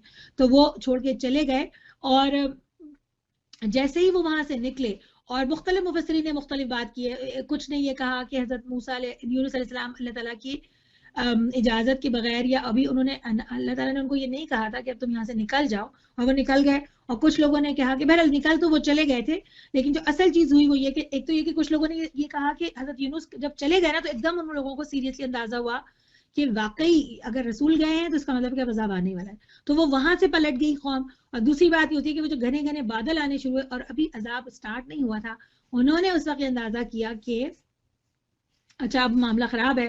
پوری کی پوری جو بستی تھی وہ سجدے میں گر گئی اور انہوں نے معافی مانگنا شروع کر دی, تو پھر اللہ تعالیٰ نے ان کو معاف کر دیا. تو یہ جو سارا معاملہ تھا وہ اس لیے ہوا کہ انہوں نے عذاب دیکھنے سے پہلے ہی اندازہ کر لیا, ابھی عذاب سٹارٹ نہیں ہوا تھا, اس کے آثار نظر آئے تھے. کیونکہ ہم باقی قوموں کے بارے میں آگے پڑھیں گے کہ وہ تو جب تیز گھنے بادل آتے تھے تو وہ خوش ہو جاتے تھے, ہوا چلنے شروع ہوتی تھی تو وہ خوش ہو جاتے تھے کہ یہ عذاب نہیں ہے, یہ تو اللہ کی طرف سے کوئی ان کے پر کوئی مزید رحمت ہو رہی ہے. تو یہ لوگ جو تھے یونس علیہ السلام کی قوم, انہوں نے ان کی اچھائی یہ تھی کہ ان کو سمجھ آ گیا کہ رسول کا جو وعدہ تھا وہ آنے والا ہے, انہوں نے معافی مانگی تو اس لیے ان کی بچت ہو گئی. اور یہ اللہ تعالیٰ کی ایک انتہائی ایکسیپشنل کیس تھا. اور اس سے ہمیں اللہ تعالیٰ کی ایک بہت خوبصورت جو ہم بار بار قرآن میں پڑھتے آ رہے ہیں, لا تقنطوا من رحمت اللہ, کہ بالکل یہاں تک کہ وہ ایج پہ تھا کہ اب یہ ٹائم ہو عذاب کا, اور اس سے پہلے جب معافی مانگی تو اللہ تعالیٰ نے معاف کر دیا. تو اللہ تعالیٰ کی جو رحمت ہے, اس کی جو معافی ہے, اس سے مایوس نہیں ہونا چاہیے. اور اللہ تعالیٰ جو ہے وہ ہمیں ضرور موقع دیتے. اگر تیرے رب کی مشیت یہ ہوتی کہ زمین میں سب مومن اور فرمانبردار ہی ہوں تو سارے اہل ایمان زمین ایمان لے آئے ہوتے. پھر کیا تو لوگوں کو مجبور کرے گا کہ وہ مومن ہو جائے؟ کوئی متنفس اللہ کے اذن کے بغیر ایمان نہیں لا سکتا. اور اللہ کا طریقہ یہ ہے کہ جو لوگ عقل سے کام نہیں لیتے وہ ان پر گندگی ڈال دیتا ہے. تو یہ بات بھی ہم نے بار بار پڑھی ہے کہ اللہ تعالیٰ زبردستی کسی کو نہ خود مسلمان کرتے ہیں, نہ ایمان کی طرف لاتے ہیں, اور نہ ہی اپنے داعی دین کو اس بات کی اجازت دیتے کہ لوگوں کو وہ پکڑ کے اور ڈنڈوں کے ذریعے جو ہے وہ زبردستی اسلام کے اندر لے کر آئے. لیکن یہ بات بھی امپورٹنٹ ہے کہ اللہ تعالیٰ یہ چاہتے ہیں کہ جو بھی ایمان لے کر آئے وہ عقل کو استعمال کرتے ہوئے سمجھ کے ساتھ کرے گا تو وہ زیادہ دیر پا ہوگا. ان سے کہو زمین اور آسمانوں میں جو کچھ ہے اسے آنکھیں کھول کر دیکھو, اور جو لوگ ایمان لانا ہی نہیں چاہتے ان کے لیے نشانیاں اور تنبیہات آخر کیا مفید ہو سکتی ہیں. اب یہ لوگ اس کے سوا اور کس چیز کے منتظر ہیں کہ وہی برے دن دیکھیں جو ان سے پہلے گزرے ہوئے لوگ دیکھ چکے ہیں. ان سے کہو اچھا انتظار کرو, میں بھی تمہارے ساتھ انتظار کرتا ہوں. پھر جب ایسا وقت آتا ہے تو ہم اپنے رسولوں کو اور ان لوگوں کو بچا لیا کرتے ہیں جو ایمان لائے ہوئے ہوں. ہمارا یہی طریقہ ہے, ہم پر یہ حق ہے کہ مومنوں کو بچا لیں. یہ نبی کریم صلی اللہ علیہ وسلم کہہ دو کہ لوگوں اگر تم ابھی تک میرے دین کے متعلق کسی شک میں ہو تو سن رکھو کہ تم اللہ کے سوا جن کی بندگی کرتے ہو میں ان کی بندگی نہیں کرتا, بلکہ صرف اسی خدا کی بندگی کرتا ہوں جس کے قبضے میں تمہاری موت ہے. تو یہ نہیں ہے کہ صرف میں اپنی موت کر رہا ہوں, تمہیں بھی ڈرنا چاہیے, تم بھی اللہ کے اختیار میں ہو. مجھے حکم دیا گیا ہے کہ میں ایمان لانے والوں میں سے ہوں, اور مجھ سے فرمایا گیا کہ تو یکسو ہو کر اپنے آپ کو ٹھیک ٹھیک اس دین پر قائم کر لے اور ہرگز مشرکوں میں سے نہ ہو. اور اللہ کو چھوڑ کر کسی ایسی ہستی کو نہ پکار جو تجھے نہ فائدہ پہنچا سکتی ہے نہ نقصان. اگر تو ایسا کرے گا تو ظالموں ہی میں سے ہوگا. اگر اللہ تجھے کسی مصیبت میں ڈالے تو خود اس کے سوا کوئی مصیبت نہیں جو اس مصیبت کو ٹال دے, اور اگر وہ تیرے حق میں کسی بھلائی کا ارادہ کرے تو اس کے فضل کو پھیرنے والا بھی کوئی نہیں. وہ اپنے بندوں میں سے جس کو چاہتا ہے اپنے فضل سے نوازتا ہے, اور وہ درگزر کرنے والا اور رحم فرمانے والا ہے. اے محمد صلی اللہ علیہ وسلم کہہ دو کہ لوگوں تمہارے پاس ہمارے رب کی طرف سے حق آ چکا ہے. اب جو سیدھی راستہ اختیار کرے اس کی راست روی اسی کے لیے مفید ہے, اور جو گمراہ رہے اس کی گمراہی اسی کے لیے تباہ کن ہے. اور میں تمہارے اوپر کوئی حوالدار نہیں ہوں. اور یہ میرے اور آپ کے لیے بھی ہے کہ ہم کسی کے اوپر حوالدار بنا کر نہیں بھیجے گئے. اے نبی کریم صلی اللہ علیہ وسلم تم اس ہدایت کی پیروی کیے چلے جاؤ اتباع واتبع ما یوحی الیک. ٹھیک ہے، تو ہمارا کام کیا ہے؟ لوگوں تک بات پہنچانا اور خود اتباع وحی. اور صبر کرو یہاں تک کہ اللہ فیصلہ کر دے اور وہی بہترین فیصلہ فرمانے والا ہے. اب ہم سورہ ہود شروع کرنے جا رہے ہیں، اور سورہ ہود جو ہے اس کے بارے میں ایک بہت زیادہ فکر مندی والی ایک حدیث آتی ہے کہ حضرت ابوبکر صدیق رضی اللہ تعالیٰ عنہ نے نبی کریم صلی اللہ علیہ وسلم سے عرض کیا کہ میں دیکھتا ہوں کہ آپ بوڑھے ہوتے جا رہے ہیں، اس کی کیا وجہ ہے؟ آپ صلی اللہ علیہ وسلم نے جواب دیا کہ مجھ کو سورہ ہود اور اس کی ہم مضمون صورتوں نے بوڑھا کر دیا ہے. تو اس میں دو باتیں ہیں کہ سورہ ہود میں جو ہم چیز پڑھنے جا رہے ہیں وہ یہ کہ ایک تو اللہ تعالیٰ کا بہت زیادہ ایک جلالی سا انداز ہے، کیونکہ اس سورہ میں تقریباً 7 مختلف قوموں کا تذکرہ ملتا ہے کہ جنہوں نے اللہ تعالیٰ کی باتوں کو جب جھٹلایا تو اللہ کی وہ ناراضگی کا شکار ہوئے. تو ایک تو یہ بات ہے. اور حضرت نبی کریم صلی اللہ علیہ وسلم اور وہ جس طرح اپنے نبیوں کو اللہ کے نبیوں کو جھٹلاتے تھے، تو نبی کریم صلی اللہ علیہ وسلم کو ڈر تھا کہ جو میری قوم اس وقت میرے ساتھ کر رہی ہے تو کہیں ایسا نہ ہو کہ میری قوم پر بھی عذاب آ جائے. تو یہ ایک بڑی ہی جو ہے نا وہ نبی کریم صلی اللہ علیہ وسلم پہ مجھے بڑا پیار آتا ہے کہ نبی کریم صلی اللہ علیہ وسلم اپنے آپ کو گھلائے جاتے ہیں اور فکر جو ہے نا وہ اپنی نہیں ہے، اپنے ان بندوں کی ہے کہ کہیں اللہ تعالیٰ ان سے ناراض ہو کر ان کو عذاب نہ دے دے. اور میں سوچتی ہوں کہ ہم لوگ کیسے ہیں نا، ہمارا کیا معاملہ ہوتا ہے لوگوں کے حوالے سے خیر خواہی کا، ان کی فکر، ان کے لیے فکر کا، ان سے محبت کا. ہم تو خراب لوگوں سے اپنے آپ کو دور کرتے چلے جاتے ہیں یہ سوچ کے کہ وہ تو خراب ہیں، اور ہم گندے ہو جائیں گے، ان لوگوں کے ساتھ جائیں گے یا ان کے قریب جائیں گے یا ان میں زیادہ ان کے قربت میں رہنے لگیں گے. تو قربت میں رہنا ایک الگ بات ہے، لیکن ان کی فکر کرنا، ان کے دل، ان کے لیے رونا، یہ ایک بالکل مختلف بات ہے. دوسری بات بہرحال یہ کہ اللہ تعالیٰ نے اس میں یہ بتا دیا لوگوں کو کہ جب اللہ تعالیٰ کی فیصلہ ہو جاتا ہے، طے کر لیتے ہیں اللہ رب العالمین، تو پھر اللہ تعالیٰ کے فیصلے کو جو ہے وہ کوئی بھی ٹالنے والا نہیں ہے. ایک اور بات جو ہمیں اس میں نظر آئے گی وہ یہ نظر آئے گی کہ اللہ تعالیٰ نے یہ ثابت کیا، اللہ تعالیٰ یہ بیان کرتے ہیں حضرت نوح علیہ السلام، حضرت لوط علیہ السلام کے واقعات سے کہ اگر کسی کے گھر والے بھی، نبیوں کے گھر والے بھی اگر اللہ کی بات نہیں مانتے تو وہ اللہ کے عذاب سے محفوظ نہیں رہتے. تو چلیے آئیں ہم سورہ ہود شروع کرتے ہیں. بسم اللہ الرحمن الرحیم. الف لام را، فرمان ہے جس کی آیتیں پختہ اور مفصل ارشاد ہوئی ہیں ایک دانا اور باخبر ہستی کی طرف سے کہ نہ بندگی کرو مگر اللہ کی، صرف اللہ کی، مگر اس کی طرف سے تم کو خبردار، میں اس کی طرف سے تم کو خبردار کرنے والا ہوں اور بشارت دینے والا بھی. اور یہ کہ تم اپنے رب سے معافی چاہو اور اس کی طرف پلٹ آؤ تو وہ ایک مدت خاص تک تم کو اچھا سامان زندگی دے گا اور ہر صاحب فضل کو اس کا فضل عطا فرمائے گا. یہ جو شروع کی چند آیتیں ہیں اور پھر اگلی والے، لیکن اگر تم منہ پھیرتے ہو تو میں تمہارے حق میں ایک بڑے ہولناک دن کے عذاب سے ڈرتا ہوں. تم سب کو اللہ کی طرف پلٹنا ہے اور وہ سب کچھ کر سکتا ہے. تو یہ سمجھ لیں کہ یہ جو 4 یا 3 آیتیں ہیں، انفیکٹ یہ پورا کا پورا، پوری جو مکہ کی جو دعویٰ تھی اس پوری دعویٰ کا، یا اگر ہم سورہ ہود کی بات کریں تو یہ اس کا کنکلوژن ہے، اس کا سمری ہے کہ اللہ تعالیٰ نے ایک تو قرآن کے بارے میں بتا دیا کہ اس کی آیتوں کو تم لوگ ہلکا نہ لو کہ سنو گے نہیں سنو گے، بڑی تفصیل سے ہم نے بتائی ہیں باتیں، لیکن بالکل پرفیکٹ اور بالکل حکمت والی باتیں. اور جو اس کو بتانے والا ہے وہ خود بہت دانا اور حکیم بھی ہے اور خبیر بھی ہے، تو وہ تمہیں غلط خبر نہیں دے رہا، اور اسے یہ پتہ ہے کہ وہ جو تمہیں دے رہا ہے خبر وہ کیوں دے رہا ہے. پھر یہ والی بات کہ اصل جو دعویٰ کیا ہے کہ یہ اللہ کی بندگی کی جائے گی، نبی کریم صلی اللہ علیہ وسلم کی حیثیت کیا ہے، خبردار کرنے والے کی اور بشارت دینے والے کی. اور ہم جب ہمیں وہ وارننگ ملتی ہے تو ہمارے لیے کرنے کا کام کیا ہے کہ اپنے رب سے معافی چاہیں اور اس کی طرف پلٹیں. اور یہ پورا، یہ اصل میں اس کا ٹائٹل جو ہے وہ سورہ ہود کا یہ ہے کہ اتنی خطرناک باتیں سننے کے بعد واٹ اللہ تعالیٰ ایکسپیکٹ فرام می از کہ معافی مانگے اور ان کی طرف پلٹ آئے انشاءاللہ. دیکھو یہ لوگ اپنے سینوں کو موڑتے ہیں تاکہ اس سے چھپ جائیں. خبردار جب یہ اپنے کپڑوں سے اپنے آپ کو ڈھانپتے ہیں، اللہ ان کے چھپے کو بھی جانتا ہے اور کھلے کو بھی، وہ تو ان بھیدوں سے بھی واقف ہے جو سینوں میں ہیں. اور یہ ایک رویہ تھا مشرکین مکہ کا کہ وہ جہاں نبی کریم صلی اللہ علیہ وسلم کہیں خانہ کعبہ میں آئے اور انہوں نے دیکھا نبی کریم صلی اللہ علیہ وسلم کو اچھی بات بتا رہے، تو وہ نبی کریم صلی اللہ علیہ وسلم کی باتوں سے بچنے کے لیے، ان کی تعلیمات سے بچنے کے لیے کیا کرتے تھے کہ وہ منہ موڑ لیا کرتے تھے، اپنے چہروں میں کپڑے ڈال لیا کرتے تھے، اور وہ یہ سمجھتے تھے کہ شاید نبی کریم صلی اللہ علیہ وسلم کو پتہ ہی نہیں چلے گا کہ وی آر ان دا کعبہ میں ہیں ہم یا آپ کی اس محفل میں ہیں ہم، لیکن اللہ تعالیٰ کہہ رہے ہیں کہ میں تمہاری ہر طرح کی جو حرکتیں تم کرتے ہو قرآن کے ساتھ. اور میں اس کو یوں سمجھ رہی تھی کہ ہم بعض اوقات سنتے ہیں لیکن ہم ایسے کرنے لگتے ہیں جیسے ہمیں نہیں آیا، ہمیں تو آواز ہی نہیں آیا، ہمیں تو سمجھ ہی نہیں آیا، ہم ایسے پریٹینڈ کرتے ہیں نہیں مجھے نہیں آ رہا سمجھ، آئی ڈونٹ نو. لیکن اللہ تعالیٰ کو پتا ہوتا ہے کہ تمہیں سمجھ آ رہا ہے، لیکن تم یہ صرف تم پریٹینڈ کر رہے ہو کہ تمہیں نہیں سمجھ آ رہا. تو ہو سکتا ہے کہ جو بولنے والا سامنے وہ تو یہ سمجھ لے کہ بیچاری بہن کو سمجھ نہیں آ رہا اور وہ اپنی کوشش پہ کوشش لگی رہے، لیکن اللہ تعالیٰ کو سب پتا ہے اور پھر نسبت اللہ تعالیٰ معاملہ کریں گے. زمین میں چلنے والا کوئی جاندار ایسا نہیں ہے جس کا رزق اللہ کے ذمہ نہ ہو اور جس کے متعلق وہ نہ جانتا ہو کہ وہ کہاں رہتا ہے اور وہ کہاں سونپا جاتا ہے. سب کچھ ایک صاف دفتر میں درج ہے. اس آیت پر اگر ہم بیٹھیں اور اس پہ غور کریں تو کچھ نہیں 4-5 گھنٹے کی ایک ڈاکیومنٹری بن سکتی ہے. وہ اور وہی ہے جس نے آسمان اور زمین کو 6 دنوں میں پیدا کیا، جبکہ اس سے پہلے اس کا عرش پانی پر تھا. اور یہ آیت جب میں نے پڑھی تو مجھے بہت انٹرسٹنگ لگی آیا.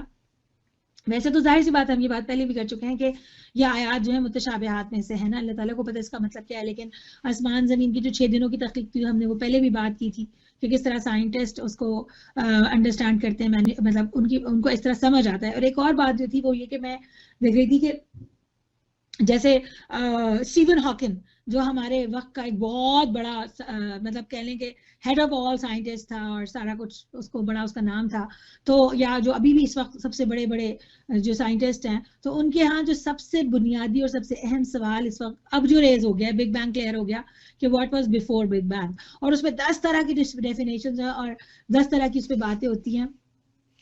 تو اور لوگ پریشان ہیں، مطلب ایک کنفیوژن ہے، انسان جاننا چاہتا ہے، وہ ایکسپلور کرنا چاہتا ہے. تو اللہ تعالیٰ یہ خود اس کو بتاتے ہیں. اور مجھے پچھلے دنوں میں اس کا اسٹیون ہاکن کا ایک سن رہی تھی چھوٹا سا کلپ تھا، اس نے کہا کہ because we don't know because we don't know اس لیے دیر واز نتھنگ، اور because we don't have any source to confirm. تو یہ وہ بھی بات ہے کہ ایزمپشن ہے نا. لیکن مجھے لگا کہ شاید قرآن کو جو لوگ سارے سائنسز کو دیکھتے ہیں شاید وہ اس قرآن کو پڑھیں تو وہ اس کا کوئی نہ کوئی مطلب ضرور نکالیں گے کہ واٹ واز بیفور دیٹ. اور اس کی 1-2 چیزیں جو تھوڑی چیزیں میں نے پڑھی ہے جو مجھے تھوڑا سمجھ آیا. انہوں نے کہا کہ مایا جو ہے، پانی جو ہے اس کو جیسے مایا جس کو ہم فلوئڈ کہتے ہیں نا، لکوڈ جس کو کہتے ہیں، فلوئڈٹی جسے کہتے ہیں، تو ایگزسٹنس والی جو بات ہے نا کہ دیر واز نتھنگ سالڈ، کوئی چیز نہیں تھی، بگ بینگ سے وہ سب چیزیں ایگزسٹنس میں اس طرح مطلب کیا کہتے ہیں وہ نظر آنے لگی، they become visible. And before that یہ جو فلوئڈٹی ہے، ہاؤ ٹو ایکسپلین دیٹ فلوئڈٹی، اگر ہم اس کو واٹر کی بجائے لکوڈ کے سینس میں لیں تو شاید بہت ساری چیزیں اور بھی نکل کے آئیں گی. لیکن سمجھنے والوں کے لیے اس میں بہت سارے سبق ہو سکتے ہیں. مجھے بس اچھی بات یہ لگی، of course Quran is not a book of science, لیکن مجھے جو بات اس سے یہ لگتی ہے کہ بہت سارے وہ جو ذہن منتشر ہیں، بڑے انٹلیکچوئل اور بڑے ذہین دماغ جو اس وجہ سے پریشانی میں مبتلا ہیں، شاید وہ اس کتاب سے جڑیں تو ان کو they can get some answer from these verses انشاءاللہ، تاکہ تم کو آزما کر دیکھیں کہ تم میں کون بہتر عمل کرنے والا ہے. تو یہ ایک سب سے امپورٹنٹ آیت ہے. اتنی آپ دیکھیے کہ میں کتنا غور، میں اپنے آپ سے کہہ رہی ہوں کہ میں نے اس آیت پہ اتنا غور کیا کہ فلوئڈ کا کیا مطلب ہے، لکوڈ کا کیا مطلب ہے، واٹر کا کیا مطلب ہے، بگ بینگ کیا. I tried I spent a lot of time to understand all this. اللہ تعالیٰ کہہ رہے ہیں کہ ایک اور اس سے بھی بڑا سوال ہے، اور وہ سوال کیا ہے کہ تم اس پر غور کرو کہ تم یہاں کیوں آئی تھی. وہ جو تھا جو نہیں تھا جو ہے وہ بھی باتیں ہیں، لیکن اس سے بڑا سوال یہ کہ why I am here. اور یہ میں ایک اور کسی کا سن رہی تھی تو اس نے کہا کہ مجھے نا سب سے زیادہ جو مشکل سوال ہے، اینڈ they were بالکل ایتھسٹ ٹائپ لوگ تھی، she was a scientist and she was like کہ مجھے اس سے بھی زیادہ بودر یہی سوال کرتا ہے کہ why I am here. اور مجھے اس کو سن کے اتنا ہنسی آئی، اس پہ اتنا پیار آیا کہ مطلب دیکھو دیر آر پیپل جو کہ سوچ رہے ہیں، وہ یہی سائنٹیفک تھوڑی باتیں کر رہے تھے. اور اس میں جب اس لڑکی نے یہ سوال کیا، خاتون تھی وہ، تو آئی واز لائک کہ دیکھو یہ ایک سوال انسانوں کے ذہن میں اٹھتا ہے نا، but nobody is there to direct them, to lead them to get this answer. قرآن میں کتنا واضح اللہ تعالیٰ نے لکھا ہے کہ تم اس لیے آئے ہو کہ تمہیں آزمایا جائے. اب اگر اے محمد صلی اللہ علیہ وسلم تم کہتے ہو کہ لوگوں مرنے کے بعد تم دوبارہ اٹھائے جاؤ گے، تو منکرین فوراً بول اٹھتے ہیں کہ یہ تو سری جادوگری ہے، اور اگر ہمیں ایک خاص مدت تک ان کی سزا کو ٹال دیتے ہیں تو وہ کہنے لگتے ہیں کہ آخر کس چیز نے اسے روکے رکھا ہے. سنو، جس روز سزا کا وقت آ گیا تو وہ کسی کے پھیرے نہ پھیر سکے گا، اور وہی چیز ان کو آ گھیرے گی جس کا وہ مذاق اڑاتے رہیں. اگر کبھی ہم انسان کو اپنی رحمت سے نوازنے کے بعد پھر اس سے محروم کر دیتے ہیں تو وہ مایوس ہوتا ہے اور ناشکری کرنے لگتا ہے. اور اگر اس مصیبت کے بعد جو اس پر آئی تھی ہم اسے نعمت کا مزہ چکاتے ہیں تو کہتا ہے کہ میرے تو سارے دل درد پار ہو گئے. پھر وہ پھولے نہیں سماتا اور کرنے لگتا ہے. اس ایپ سے پاک اگر کوئی ہے تو بس وہ لوگ جو صبر کرنے والے ہیں اور نیکوکار ہیں, اور وہی ہیں جن کے لیے درگزر بھی ہے اور اجر بھی ہے. اور یہ ایک بڑی حسین اور بڑی خوبصورت ایسی بات ہے جس سے میں خود بہت زیادہ متاثر ہوتی ہوں, انسپائر ہوتی ہوں کہ اللہ کا جو دین ہے نا وہ انسان کو میچور بناتا ہے, وہ انسان کو ایموشنلی اسٹیبل بناتا ہے. انسان کو اللہ تعالیٰ نے جو اس کے جذبات دیے ہیں, جو اس کے ایموشنز دیے ہیں, جو اس کا انٹلیکٹ ہے, وہ ساری چیزیں اس کے لیے اللہ کی طرف سے نعمتیں ہیں, وہ اس کی اسٹرینگتھ ہے. لیکن جب انسان کو مثال کے طور پر آپ ایک بچے کے ہاتھ میں چھری پکڑا دیں, اس کو پتہ ہی نہیں ہے کہ اس کو چھری کا کرنا کیا ہے, تو وہ کچھ بھی غلط اور صحیح کچھ بھی کر سکتا ہے, اسے پتہ ہی نہیں ہے نا. لیکن اگر آپ اس کو ایک انسان کو پرپس بھی بتاؤ کہ یہ تمہیں اس لیے دیا جا رہا ہے کہ تمہیں یہ کام کرے, تو وہ ایک رویہ ہی بالکل مختلف ہوگا نا. تو یہ ہے وہ فرق کہ جب انسان اللہ کے ساتھ جڑ جاتا ہے نا تو وہ جو اس کی تمام اس کی صلاحیتیں ہیں, وہ جو اس کی ساری اسٹرینگتھ ہیں, وہ اس کو کتنا پروڈکٹیو اور کتنا اس کو بینیفیشل بنا دیتی ہیں, خود اپنے لیے بھی اور خود دوسروں کے لیے بھی. اور جب وہ نہیں ہوتا تو آپ کو پتا ہے جب انسان مایوس ہوتا ہے تو وہ کیا کرتا ہے, مایوس اپنے لیے اپنے آپ کو خودکشی کر لیتا ہے نا, اپنے آپ کو ختم کر لیتا ہے. آئی ایم ناٹ سیئنگ کہ جو خودکشی ہے یہ کوئی of course there are so many reasons, medical reasons, all that, لیکن بہرحال یہ ایک بات ہے نا کہ جب انسان اس کیفیت میں جاتا ہے تو وہ سیلف ہارم پہ آ جاتا ہے نا, مایوسی کی شدید کیفیت کے وقت آپ کو نقصان پہنچاتا ہے. اور جہاں وہ بہت اوور ریئیکٹ کرتا ہے تو وہ بڑا اپنے اوپر اس کو ہوتا ہے فرعون ٹائپ کا, تو پھر وہ کیا کرتا ہے کہ وہ لوگوں کو نقصان پہنچانے لگتا ہے. اور اللہ تعالیٰ کہتے ہیں کہ یہی وہ فرق ہے کہ جب اللہ کی سمجھ آتی ہے تو بندہ ایموشنلی اسٹیبل ہو جاتا ہے, وہ لوگوں کے لیے پروڈکٹیو ہو جاتا ہے. اور ایسے لوگ نہ صرف دنیا میں بلکہ آخرت میں بھی پھر وہ پروڈکٹیو ہے نا اپنے لیے بھی.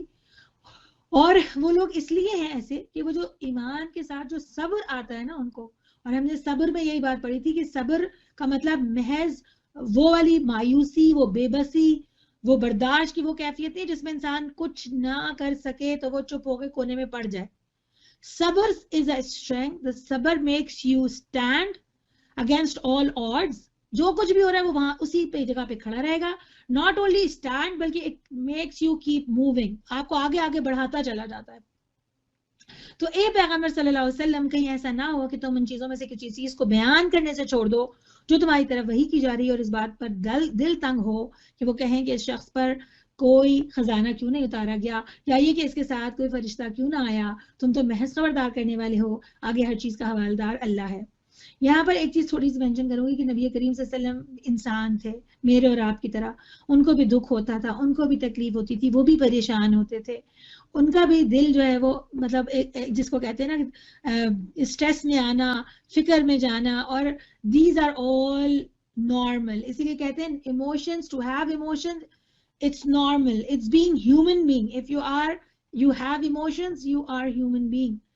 لیکن اصل بات یہ ہے کہ جب انسان اللہ سے جڑتا ہے تو وہ اس کو صحیح یوز کر لیتا ہے. کیا یہ کہتے ہیں کہ پیغمبر نے یہ کتاب خود گھڑ لی ہے, کہو اچھا یہ بات ہے تو اس جیسی گھڑی بھی 10 صورتیں تم بنا لاؤ, اور اللہ کے سوا جو معبود ہیں ان کو مدد کے لیے بلا سکتے ہو تو بلا لو اگر تم انہیں معبود سمجھنے میں سچے ہو. اب اگر وہ تمہارے معبود تمہاری مدد کو نہیں پہنچتے تو جان لو کہ یہ اللہ کے علم سے نازل ہوئی ہے, اور یہ کہ اللہ کے سوا کوئی حقیقی معبود نہیں ہے. پھر کیا تم اس امر حق کے آگے سر تسلیم خم کرتے ہو؟ اور یہ بات اتنی بڑی امپورٹنٹ ہے, قرآن کا یہ چیلنج آج تک موجود ہے.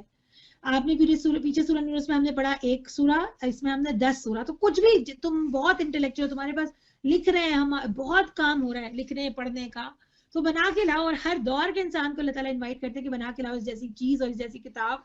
اور مجھے یہ بات اتنی امپورٹنٹ لگی کہ قرآن کے جیسا تو کیا, قرآن تو کیا, قرآن کے جیسا یا اس کے قریب تر بھی نہیں. ہر بندہ کو ایک چیز لے کر آتا ہے, مورالٹی کا کوئی ایک نیا کانسیپٹ, اور وہ دوسرے کانسیپٹ سے ٹوٹلی کانٹراڈکٹ ہوتا ہے. تو یہ قرآن ہے کہ وہ جو ایک ایسا کانسیپٹ کنسنسس دیتا ہے, اور یہ وہ تعلیم ہے جو کہ تھرو آؤٹ دا نیشن, یہ تعلیم یونیفارم ہے تھرو آؤٹ دا ہسٹری. تو اس کیلیبر کی بہترین تعلیمات تو کسی بھی کتاب سے یا کسی بھی فلسفی سے نہیں ملتی ہیں. جو لوگ بس اسی دنیا کی زندگی اور اس کی خوشنمائیوں کے طالب ہوتے ہیں اور ان کی کارگزاری کا ہم ان کی کارگزاری کا سارا بھر ان کو یہیں دے دیتے ہیں اور اس میں ان کے ساتھ کوئی کمی نہیں کی جاتی. مگر آخرت میں ایسے لوگوں کے لیے آگ کے سوا کچھ نہیں ہوگا. وہاں معلوم ہو جائے گا کہ جو کچھ انہوں نے دنیا میں بنایا وہ سب ملیا میٹ ہو گیا اور اب ان کا سارا کیا دھرا محض باطل ہو گیا. یہ ایک بڑی امپورٹنٹ بات ہے کہ دنیا میں ہماری بھاگ دوڑ، ہماری جو خرچ ہے، ہماری محنتیں ہیں، ہماری فکریں ہیں، وہ کس چیز کے لیے. Let us think about it کہ ہم جو اپنا وقت، اپنی انرجی، راتوں کا جاگنا، صبح جلدی اٹھنا، بھاگم دوڑی کے ساتھ ہر چیزوں کو مینج کرنا، وہ سب جو ہم کر رہے ہیں تو وہ ہم کس کے لیے کرتے ہیں؟ ہم کھانا بناتے ہیں، باہر نکلتے ہیں، ہم جابس کرتے ہیں، ہم کیا کر رہے ہیں اور ہم کیوں کر رہے ہیں سب کچھ؟ جس جگہ ہمیں سب سے کم ٹائم رہنا ہے اس جگہ کے لیے ہمارے سمجھ لیں کہ 18 گھنٹے ہیں نا، بلکہ 22 گھنٹے کہوں تو غلط نہیں، کیونکہ جو ہمیں جس جگہ ہمیں ہمیشہ رہنا ہے وہاں کے لیے 5 وقت کی نمازیں، تھوڑی سی زکوٰۃ اور کچھ تھوڑا سا نیکی کا کام، تو 24 گھنٹوں میں سے ہم کیا کرتے ہیں اس کے لیے؟ اس کو ہمیں سوچنا چاہیے نا. لیکن اللہ تعالیٰ کہ یہ بس ایک فکر مندی کی بات یہ مجھے لگتی ہے کہ جس چیز کے لیے محنت کرو گے نا وہ چیز تمہیں مل جائے گی. تمہیں دنیا کے لیے محنت کی، تمہاری لیے دنیا ہے، اور تم جتنا محنت کرتے ہیں ہمیں ملتا جاتا ہے. ایک فیکٹری بنتی ہے، 2 فیکٹری بنتی ہے. کینیڈا میں پہلے پاکستان میں گھر بننا تھا، وہاں بنا لیا، وہاں پلاٹ لے لیا، کینیڈا میں گھر لے لیا، 1 گھر لے لیا، پھر 4 گھر لے لیے، کرتے چلے جاتے ہیں، ملتا چلا جاتا ہے. ہر تھوڑے دنوں کے بعد گاڑی کا نیا ماڈل آتا ہے، ہم اپ ڈیٹ کرتے چلے جاتے ہیں ماشاء اللہ سے، الحمدللہ اٹ از اوکے. لیکن جس جگہ کی اصل تیاری ہے اس میں کتنی، اس کے لیے کتنی انویسٹمنٹ، اس کے لیے کتنی محنت، اس کے لیے کتنی بھاگ دوڑ، اس کے لیے کتنا راتوں کا جاگنا، اس کے لیے کتنا ایکسٹرا ورک، ایکسٹرا آورز لگانا، اس کے لیے کتنا والنٹیئر ورک، یہ سوچنے کی بات ہے. ایک چیز ہے، میری اکثر کسی سے بات ہوتی ہے تو ایک مجھے یاد ہے ہمیشہ سے کہ وہ مجھے کہا کرتی تھی کہ اللہ تعالیٰ سب لوگوں کو جنت کیوں نہیں دے سکتے؟ کیوں نہیں دے سکتے؟ اللہ تعالیٰ کے پاس تو اتنا کچھ، اللہ تعالیٰ سب کو کیوں نہیں دے سکتے جنت؟ تو میں اس کو پڑھ رہی تھی تو مجھے وہ بات ان کی یاد ہے. اس لیے نہیں دے سکتے کہ ان کو چاہیے ہی نہیں نا دنیا میں، وہ ان کو جنت نہیں چاہیے، ان کی کسی محنت سے یہی نہیں لگ رہا. ہم نے یہ پڑھا ہے، پیچھے پڑھ کے آئے تھے کہ جنت صرف تمناؤں اور خواہشات سے نہیں ملتی نا، اس کے لیے محنت کرنی پڑتی ہے. تو وہ لوگ جو کہ محنت ہی نہیں کرے اس کے لیے، ان کو جنت کیسے ملے گی؟ صرف خواہشات سے تو اللہ نے پہلے ہی کلیئر کر دیا نہیں ملے گی. یہ بہت امپورٹنٹ بات ہے، یہ بہت فکر کی بات ہے. ظاہر سی بات ہے اچھی چیز تو سب کو اچھی لگتی ہے نا، لیکن ڈاکٹر بننے کا سب کا دل چاہتا ہے، پیسہ حاصل کرنا بڑا گھر سب کو چاہتا ہے، لیکن نہیں ملتا نا سب کو. تو آخرت کیسے سب کو مل سکتی ہے؟ صرف خواہشات کی بنیاد پہ محنت کرنی پڑے گی اس کے لیے. مگر اللہ فرماتے ہیں مگر آخرت میں ایسے لوگوں کے لیے آگ کے سوا کچھ نہیں، کیسے لوگوں کے لیے جو صرف دنیا کے لیے کرتے ہیں، پھر ان کو آخرت میں نہیں مل رہا نا. وہاں معلوم ہو جائے گا کہ جو کچھ انہوں نے دنیا میں بنایا تھا وہ سب وہیں ملیا میٹ ہو گیا. پھر بھلا وہ شخص جو اپنے رب کی طرف سے ایک صاف شہادت رکھتا تھا، اس کے بعد ایک گواہ بھی پروردگار کی طرف سے اس شہادت کی تائید میں آ گیا اور پہلے موسیٰ علیہ السلام کی کتاب اور رحمت کے طور پر آئی بھی موجود تھی، کیا وہ بھی دنیا پرستوں کی طرح اس سے انکار کر سکتا ہے؟ ایسے لوگ تو اس پر ایمان ہی لائیں گے. اب یہ کیا بات ہے کہ یہ بڑی امپورٹنٹ بات ہے، اس میں مختلف باتیں کی گئی ہیں مفسرین نے. ایک تو چیز یہ کہ ایک کوئی بھی کامن انسان ہے. کامن انسان کیا تھا کہ ہم یہ بات پیچھے پڑ گئے کہ اس کے اپنے نفس سے آوازیں آتی تھیں کہ there is a God, there should be a day when I should get whatever I have done. مجھے وہ سب کچھ اس کا بدلہ ملے کہ جو میں نے، جس کے لیے میں نے جو کچھ بھی بن گیا. ایک تو یہ والی بات تھی. اور پھر اتنے میں کیا ہوتا ہے کہ کوئی ایک اللہ کی طرف سے کوئی پکارنے والا، کوئی داعی، کوئی ایسی بات اس کو پتہ چلتی ہے تو پھر کیا ہوتا ہے کہ وہ اسی دے رستے پہ چلے جاتا ہے. اور دوسرا اس کا ایک مطلب جو اصل میں مطلب مجھے بھی زیادہ لگتا ہے کہ نبی کریم صلی اللہ علیہ وسلم پہ لوگوں نے باتیں بنائی، آپ کو برا بھلا کہا، آپ کے بارے میں کیا کیا نہیں کہا. اللہ تعالیٰ محفوظ رکھے. کتنی تکلیفیں آپ سے ہم نے اٹھائی ہیں، جادوگر اور ساحر اور کاہن اور مجنون. تو اللہ تعالیٰ نے کہا کہ آپ صلی اللہ علیہ وسلم کے بارے میں ہم نے پڑھا ہے کہ نبوت ملنے سے کافی عرصے پہلے سے، حالانکہ نبی صلی اللہ علیہ وسلم was having a very happy اور سیٹسفائیڈ لائف، 4 بیٹیاں بیوٹیفل، ایک اتنی پیاری محبت کرنے والی حضرت خدیجہ جیسی وائف، جن کا ایک بڑا قریش میں اتنا مطلب مکے کی موسٹ سکسیسفل بزنس ویمن، اور اس کے بعد مطلب everything was perfectly fine, well going. اور نبی کریم صلی اللہ علیہ وسلم was a very reputed and respected person in the community. امین اور سعدی کا ٹائٹل ملنے سے سمجھ آتا ہے کہ he was well received by everyone in the community. تو سب لوگ ان کو مطلب رسپونڈ بھی کر رہے ہیں، ان کی عزت بھی ہو رہی ہے.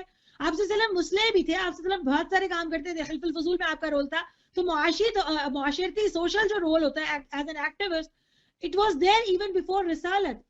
بٹ پھر کیا ہوا کیا پھر نبی کریم صلی اللہ علیہ وسلم جو ہیں وہ پھر جاتے ہیں پھر بھی غار حرا پر اور 40 دن کا مراقبہ کرتے ہیں. آپ صلی اللہ علیہ وسلم وہاں پر غور و فکر کرتے ہیں, آپ اس کو جو بھی نام دے دیں, لیکن آپ صلی اللہ علیہ وسلم اللہ کی تلاش کے لیے وہاں جایا کرتے تھے.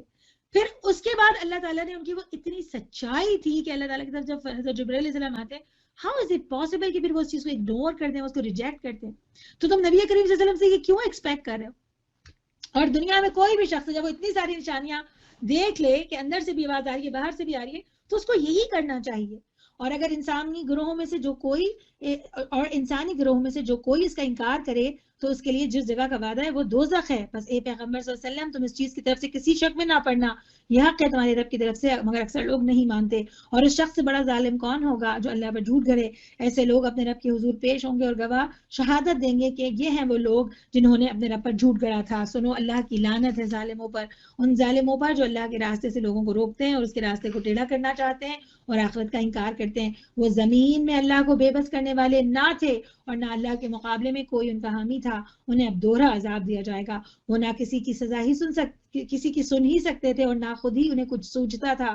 یہ وہ لوگ ہیں جنہوں نے اپنے آپ کو خود گھاٹے میں ڈالا اور وہ سب کچھ ان سے کھو گیا جو انہوں نے گھڑ رکھا تھا. ناگزیر ہے کہ وہی آخرت میں سب سے بڑھ کر گھاٹے میں رہے وہ لوگ جو ایمان لائے اور جنہوں نے نیک عمل کیے اور اپنے رب ہی کے ہو کر رہے تو وہ یقیناً جنتی لوگ ہیں. اس آیت کو انڈر لائن کرتے ہیں وَأَغْبَتُوا إِلَىٰ رَبِّهِمْ, اپنے رب کی طرف جھکاؤ رکھنے والے, اپنے رب کی طرف گرنے والے, اپنے رب کی طرف بڑھنے والے. یہ ہے وہ اصل میں بات کہ ہر بات میں پلٹ کے اپنے رب کی طرف آنا, اپنے بس ان کا بس چلے. جیسے پتنگے روشنی میں جا کے گرتے ہیں نا, تو جو اللہ کے بندے ہوتے ہیں وہ لیے دیے نہیں رہتے. اچھا بھائی نماز کا وقت, وہ نماز پڑھی پھر چلو اپنے کام کرے. اچھا بھائی روزے کا ٹائم ہوا, چلو بھی کام کر لیا, بس اب اپنا کام کرے. نو, وہ پورے وقت ان کا دل اللہ تعالیٰ میں لگا رہتا ہے. اور یہ بہت ایک بیوٹیفل بات ہے کہ وہ اتنے اللہ کے ساتھ ہوتے ہیں کہ ہر وقت اللہ ان کے ساتھ ہوتا ہے اور وہ ہر وقت اللہ تعالیٰ کے ساتھ ہوتے ہیں. تو یقیناً وہ جنتی لوگ ہیں, وہ جنت میں ہمیشہ رہیں گے. ان دونوں فریقوں کی مثال ایسی ہے جیسے ایک آدمی ہو اندھا بہرا, دوسرا ہو دیکھنے اور سننے والا. کیا یہ دونوں یکساں ہو سکتے ہیں؟ کیا تم اس مثال سے کوئی سبق نہیں لیتے؟ تو نہ تو ان اپنی اپیئرنس میں, نہ تو اپنی ورکنگ میں, نہ تو اپنی سوچ میں. جو دیکھنے والا ہے وہ جس طرح پھول کو سوچ سکتا ہے اور جو اندھا ہے وہ جس طرح پھول کو دیکھ سکتا ہے, اس میں کتنا فرق ہے نا, کسی بھی طرح سے برابر نہیں ہو سکتے. اور ایسے ہی حالات تھے جب ہم نے نوح علیہ السلام کو اس کی قوم کی طرف بھیجا. اس نے کہا میں تم لوگوں کو صاف صاف خبردار کرتا ہوں کہ اللہ کے سوا کسی کی بندگی نہ کرو, ورنہ مجھے اندیشہ ہے کہ تم پر ایک روز دردناک عذاب آئے گا. اب یہاں سے پھر دوبارہ سے واقعات جو ہے وہ ریپیٹ ہوں گے انبیاء کرام کے. جواب میں اس کی قوم کے سردار جنہوں نے اس کی بات کو ماننے سے انکار کیا تھا بولے ہماری نظر میں تو تم اس کے سوا کچھ نہیں ہو, بس ایک انسان ہو ہم جیسے. اور یہ بات ہم سورہ یونس کے بالکل ابتدا میں پڑھ کے آئے تھے. نبی کریم صلی اللہ علیہ وسلم کو بھی یہی انہوں نے ریجیکٹ کیا تھا کہ ہم جیسا انسان جو کھاتا پیتا ہے ہمارے ساتھ رہتا ہے وہ کیسے, کوئی اگر اللہ کی طرف سے آ رہا ہے تو یا تو پروٹوکول ہو یا کوئی خاص چیز ہو. اور ہم دیکھ رہے تھے کہ ہماری قوم میں سے بس ان لوگوں نے جو ہمارے ارزال تھے بے سوچے سمجھے تمہاری پیروی اختیار کر لی ہے. اور ہم کوئی بھی ایسی چیز نہیں پاتے جس میں تم لوگ ہم سے کچھ بڑے ہوئے ہو, بلکہ ہم تو تمہیں جھوٹا سمجھتے ہیں. انتہائی درجے کے ایک تو مشرک تھے اور انتہائی درجے کے کہنا چاہیے کہ دنیا پرست اور اسٹیٹس کانشیس اور کلاس کانشیس لوگ. امیر اور غریب کی جو کلاسز کی کلاسیفیکیشن ہے یہ کوئی 21st سینچری اور 20th سینچری کی نہیں ہے. یہ شروع دن سے انسان جو ہے اس نے آپ کو ہم نے یہ بات پہلے بھی پڑھی تھی کہ actually that was extracted from شیطان, کہ اس نے میں بڑا ہوں, میں اچھا ہوں, میں بڑا ہوں. تو یہ چیز اس زمانے میں بھی تھی کہ وہ they were so conscious about class. اور میں جب یہ بات کلاس کانشیس کہتی ہوں تو مجھے اتنا ڈر لگتا ہے کہ ہمارے ہاں بھی ہم بھی کلاس کانشیس ہیں. کون کس طرح سے رہتا ہے, کون کس کمیونٹی سے بلانگ کرتا ہے, کون کس اسٹیٹس کا ہے, اور ہماری سب کی کیا کوششیں ہوتی ہیں, کس سرکل میں ہم اٹھنا چاہیں گے, کن سے ہم دوستیاں کرنا چاہیں گے. بلکہ دین کے ساتھ بھی ہماری ایکسپیکٹیشنز یہی ہوتی ہیں کہ کوئی چیز بڑی گلیمرس ہو, کوئی چمکتی ہوئی, کوئی بڑی لیٹسٹ ٹیکنالوجی والی, بڑے اچھے اسٹائلش ساری چیزیں ہوں گی تبھی وہ ہمیں بھاتا ہے, ورنہ کوئی کنٹینٹ اس کا کیا ہو کوئی ہو ہمیں نہیں اندازہ ہو رہا ہوتا نا. تو وہ جو یہی وہ ریزنز تھے کہ انہوں نے بھی ریجیکٹ کر دیا. تمہیں کوئی اسپیشل چیز لگتے ہی نہیں ہو, تمہارے ساتھ کوئی نہیں, بلکہ الٹا تو یہ کہ جو کمزور طبقے کے لوگ ہیں وہ تمہارے ساتھ کھڑے ہو جاتے. تو ہم نے تو اسی وجہ سے, کیونکہ وہ جو زمانے کے اسٹینڈرڈز ہیں تم اس اسٹینڈرڈز کو پورا نہیں کر رہے ہو, تو ہمارے لحاظ سے ہم تمہیں ریجیکٹ کرتے ہیں. اس نے کہا اے برادران قوم ذرا سوچو تو صحیح کہ اگر میں اپنے رب کی طرف سے ایک کھلی شہادت پر قائم تھا اور پھر اس نے مجھ کو اپنی خاص رحمت سے بھی نواز دیا, مگر وہ تم کو نظر نہیں آتی, تو آخر ہمارے پاس کیا ذریعہ ہے کہ تم ماننا نہ چاہو اور ہم زبردستی اس کو تمہارے سر پر چپک دیں. اور یہ بہت امپورٹنٹ آیت ہے کہ اللہ تعالیٰ نے freedom to choose your faith انسان کو دی ہے. Nobody is allowed to force your faith. غلط یا صحیح وہ آپ کی اپنی مرضی ہے, تو آپ کو سمجھ سے کیا کرنا ہے, لیکن زبردستی نہیں ہے.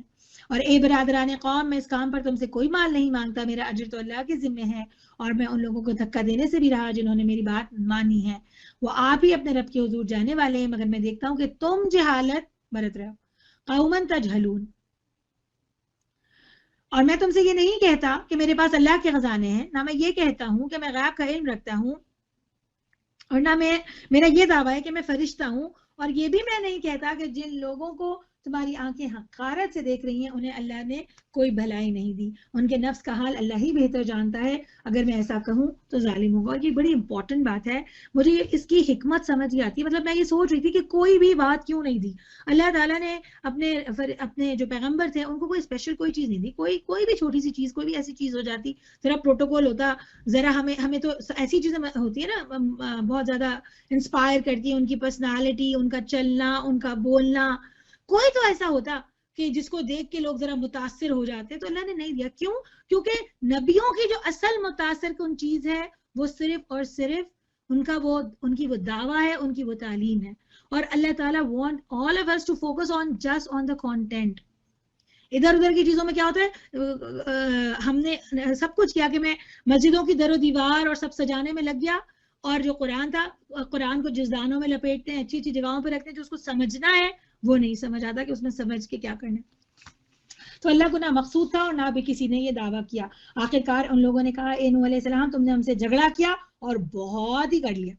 اور مزے کی بات یہ ہے کہ وہ الٹا انہی کو کہہ رہے ہیں کہ تم نے ہم سے جھگڑا کیا, مطلب ہم لوگ ٹھیک تھے, تم نے آ کے ہمارے درمیان ایک مسئلہ ڈال دیا کہ لو بھائی اللہ کی پیروی کرو, ہم سکون سے مشرک کر رہے تھے, تم ہو اصل میں جھگڑالو, تم ہو اصل میں فساد کرنے والے. اور کتنا سوچ کے دکھ ہوتا ہے, رونگٹے کھڑے ہوتے ہیں, رونا آتا ہے کہ کس طرح اللہ کی بندوں کی, اللہ کے مطلب نیک بندوں کو اللہ کے بندوں نے کس طرح ان کو کیا کہنا چاہیے, ان کو ڈس ریسپیکٹ کیا, ان کی توہین کی, ان کو ضائع کیا اس طرح سے نا. اب تو بس وہ عذاب لے آؤ جس کی تو ہمیں دھمکی دیتے ہو. اگر سچے نوح علیہ السلام نے جواب دیا وہ تو اللہ ہی لائے گا اگر چاہے گا, اور تم اتنا بلبوتا نہیں رکھتے کہ اسے روک دو. اگر میں تمہاری کچھ خیر خواہی کرنا بھی چاہوں تو میری خیر خواہی تمہیں کوئی فائدہ نہیں دے سکتی, جبکہ اللہ ہی ہے نے تمہیں بھٹکانے کا ارادہ کر لیا ہو, وہی تمہارا رب ہے اور اسی کی طرف تمہیں پلٹ کے جانا ہے. سبحان اللہ, لٹرلی یہ پیغمبروں کی اتنی بڑی بات ہے کہ اپنے آپ سے بالکل اٹیچ نہیں کرتے, اپنی طرف تو بالکل مطلب کسی طرح اللہ سے جوڑنا ہے, بلکہ اور اپنا جو خیر ہے اٹ از اسٹل دیئر. میں خیر خواہی کرنا چاہوں بھی نا تو تمہارا فائدہ تو نہیں ہوگا نا, لیکن نظر یہ آ رہا ہے کہ he is so concerned, اور وہ خیر خواہی کرنا چاہتے ہیں, وہ صرف اس لیے کیونکہ انہیں پتا آپ کو فائدہ نہیں بننا. اے محمد صلی اللہ علیہ وسلم, کیا یہ لوگ کہتے ہیں کہ اس شخص نے یہ سب کچھ خود گڑھ لیا ہے؟ ان سے کہو اگر میں نے یہ خود گڑھا ہے تو مجھ پر اپنے جرم کی ذمہ داری اور جو توڑ کر رہے ہو اس کی ذمہ داری سے میں بری ہوں. نوح علیہ السلام پہ وحی کی گئی کہ تمہاری قوم میں سے جو لوگ ایمان لا چکے ہیں بس وہ لا چکے, اب کوئی ماننے والا نہیں ہے. ان کے کرتوتوں پر غم کھانا چھوڑ دو. غم کھانا, ہم غم کھاتے ہیں, ہم کیا کھاتے ہیں, ہم کھانے کھاتے ہیں, ہم سب کچھ کھا لیتے ہیں, لیکن ہم غم نہیں کھاتے. ہم کہتے ہیں کیا ضرورت ہے غم کھانے کی لوگوں کے لیے. وہ نبی کریم صلی اللہ علیہ وسلم مطلب حضرت نوح علیہ السلام 950 سال تک لگے رہے, اور جب پتہ چل گیا کہ کچھ سننے والا بھی نہیں ہے تب بھی غم, ان کی جو فکر تھی, خیر خواہی تھی, وہ جو دکھ تھا کہ اس قوم پہ عذاب آنے والا ہے.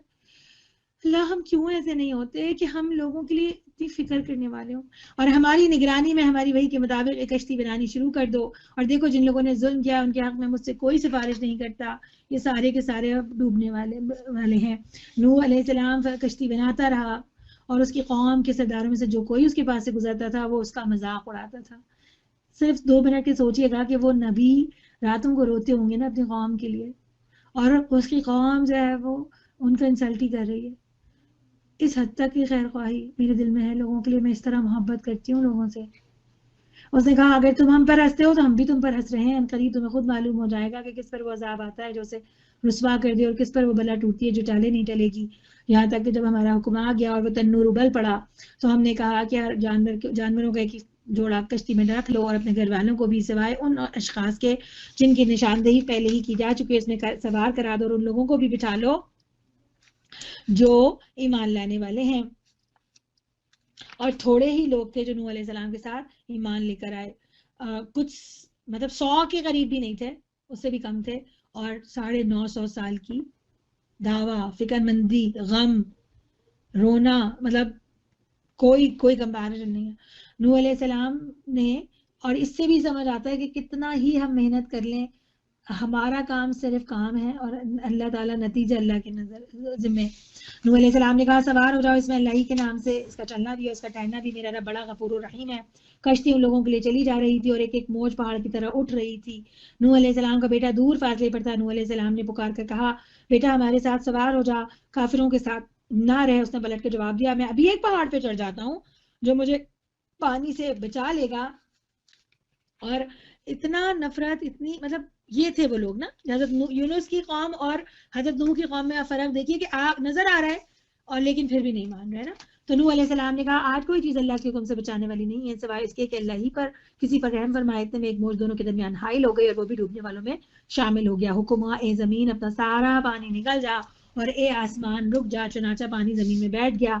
فیصلہ چکا دیا گیا, کشتی جودی پر ٹک گئی اور کہہ دیا گیا کہ دور ہوئی ظالموں کی قوم. استغفر اللہ. اور میں یہ بات سوچ رہی تھی کہ یہی والی بات ہے کہ دیکھیں اللہ تعالیٰ کا معاملہ الگ تھا اور نبی کا معاملہ الگ تھا. نوح علیہ السلام نے اپنے رب کو پکارا اے رب میرا بیٹا میرے گھر والوں میں سے ہے اور تیرا وعدہ سچا ہے اور تو سب حاکموں سے بڑھ کر بڑا اور بہتر حاکم ہے. کیا ہوا ہوگا نا کہ مطلب اتنی ساری فیلنگز آتی ہیں کہ اتنے سالوں محنت کر کے اپنے بھی بیٹے کو نہیں بچا سکے نا. اور کتنا دکھ, مطلب وہ شخص جو سارے قوم کے لیے گھل رہا تھا ان کو جب اپنے بیٹے کو ڈوبتے ہوئے دیکھا ہوگا تو کیسا لگا ہوگا, کتنی تکلیف ہوئی ہوگی. تو مجھے یہ بات لگتی ہے کہ جو میں بات میں بہت محسوس کرتی ہوں کہ the prophets they were human beings, they have all sort of feeling, وہ غم, وہ sense of loss اللہ تعالیٰ نے کس طرح اپنے محبوب بندے کو آزمایا. پھر اللہ نے جواب میں ارشاد فرمایا اے نوح علیہ السلام وہ تیرے گھر والوں میں سے نہیں ہے, وہ تو ایک بگڑا ہوا کام ہے, لہٰذا تو اس بات کی مجھ سے درخواست نہ کر کہ جس کی حقیقت تو نہیں جانتا, اور میں تجھے نصیحت کرتا ہوں کہ اپنے آپ کو جاہلوں کی طرح نہ بنا لے.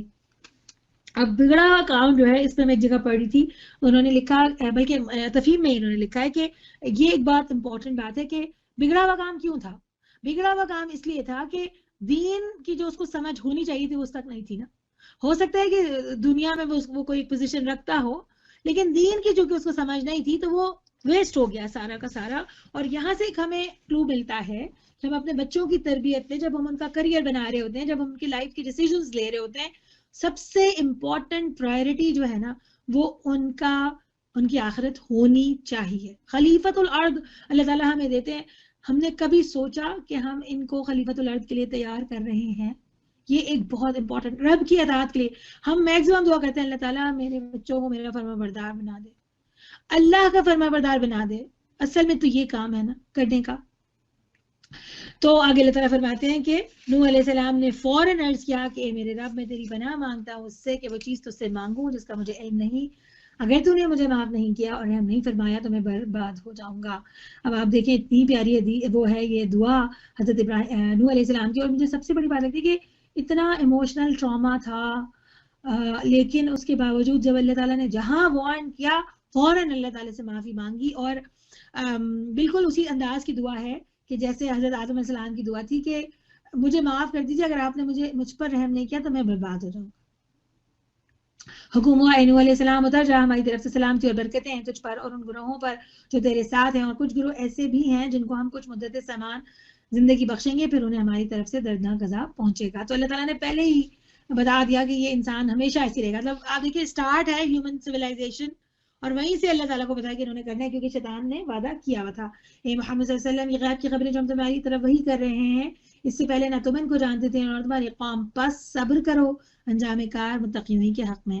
یہ جو سارے واقعات ہیں یہ ہر کسی کے لیے اس میں بہت سادہ جو ہے وہ سبق ہے. نبیوں کے لیے بھی ایز اے داعی دین، جو لوگ نیکوکار ہیں ان کے لیے بھی کہ اللہ تعالیٰ کا مطلب اینڈ آتا ہے. ایسا نہیں ہوتا کہ جو گناہ گار لوگ ہیں یا جو ظالم لوگ ہیں وہ ایسے بڑھتے چلے جائیں گے. اور ظالموں کے لیے بھی اس میں سبق ہے کہ تم اپنے آپ کو بدل لو. اور عاد کی طرف ہم نے ان کے بھائی ہود علیہ السلام کو بھیجا. اس نے کہا اے برادران قوم، اللہ کی بندگی کرو، تمہارا کوئی خدا اس کے سوا نہیں ہے، تم نے محض جھوٹ گھڑ رکھے ہیں.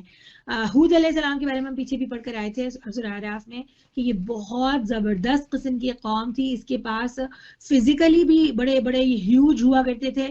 آئی ڈونٹ نو کہ اس کی کیا مطلب ریالٹی کتنی ہے، لیکن اگر آپ نے کبھی یوٹیوب پہ اگر آپ دیکھیں تو بڑے بڑے سے اسکیلیٹنز ہیں. لوگ کہتے ہیں کہ وہ عاد کی قوم تھی. آئی ڈونٹ نو فیک ہے یا کیا ہے، لیکن بہرحال تورات میں بھی اس حوالے سے ان کے بارے میں ملتا ہے کہ وہ بہت ہیوج تھے، لمبے تلنگے چوڑے، اور اس کے بعد ان کے پاس زبردست قسم کی ٹیکنالوجیز تھی کہ میدانوں میں بڑے بڑے وہ پلرز بنایا کرتے تھے اور بلڈنگز بنایا کرتے تھے. جیسے ہم صالح علیہ السلام کے بارے میں پڑھتے ہیں نا کہ پہاڑوں کو کاٹ کاٹ کے بنانا، it was not an easy مطلب جاب کہ آپ کے پاس نہ کوئی کٹرز ہیں نہ کچھ، اور ہاتھ سے آپ تراشیں اور اس میں گھر بنائیں اور مونومنٹس بنائیں. اور جیسے آج کل ہم بناتے ہیں بڑی بڑی بلڈنگیں، اونچی اونچی بلڈنگیں، اسکائی اسکریپرز، تو وہ اس طرح کی چیزیں تھیں جو وہ بنایا کرتے تھے. تو انہوں نے ان کی جو یہ مادیت پرستی تھی اور جو دنیا پرستی تھی، جو مٹیریلزم تھا، وہ بالکل پیک اور عروج پر تھا اور بہت خوبصورت ہے، نو ڈاؤٹ اباؤٹ اٹ کہ جو انہوں نے محلات بنائے میں بہت ایکسیپشنل ہے. اس کے اندر جو میں اس کو دیکھ رہی تھی، جو اس کے اندر صرف اس کی خوبصورتی کے لیے انہوں نے جو کام کیا ہوا نا وہ اتنا پیارا اور اتنا خوبصورت ہے. تو اے برادران قوم، مگر مسئلہ کیا تھا؟ شرک کرتے تھے. اے برادران قوم، اس کام پر میں تم سے کوئی اجر نہیں چاہتا، میرا اجر تو اس کے ذمہ ہے جس نے مجھے پیدا کیا ہے. کیا تم عقل سے کام نہیں لیتے؟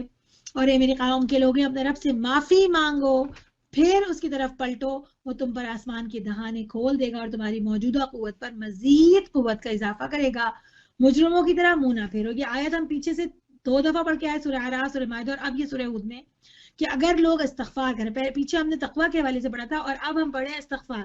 تو اللہ تعالیٰ کہتے ہیں کہ اگر لوگ استغفار کریں، بلکہ اس طرح کی بے شمار حدیثیں ہمیں ملتی ہیں جس میں لوگوں نے آ کے نبی کریم صلی اللہ علیہ وسلم سے کہا کہ ہمارے گھروں میں تنگی ہے، تو مختلف مسائل ہیں، تو نبی کریم صلی اللہ علیہ وسلم نے ان کو یہ کہا کہ آپ جو ہے وہ استغفار بہت زیادہ پڑھا کریں. تو اللہ تعالیٰ نے کہا میں تمہیں تو آسمان سے دہانے کھول دوں گا. ابھی تو تم صرف زمین کو کنٹرول کر رہے ہو نا، آسمان سے تم پر ایسی چیزیں نازل ہوں گی اور تمہاری یہ جو ابھی قوت ہے میں اس کو ڈبل کر دوں گا. انہوں نے جواب دیا اے ہود، تو ہمارے پاس کوئی سری شہادت لے کر نہیں آیا ہے اور تیرے کہنے سے ہم اپنے معبودوں کو نہیں چھوڑ سکتے اور تجھ پر ہم ایمان لانے والے نہیں ہیں. ہم تو یہ سمجھتے ہیں کہ تیرے اوپر ہمارے معبودوں میں سے کسی کی مار پڑ گئی ہے. ہود نے کہا میں اللہ کی شہادت پیش کرتا ہوں اور تم گواہ رہو کہ یہ جو اللہ کے سوا دوسروں کو تم نے خدائی میں شریک ٹھہرا رکھا ہے اس سے میں بیزار ہوں.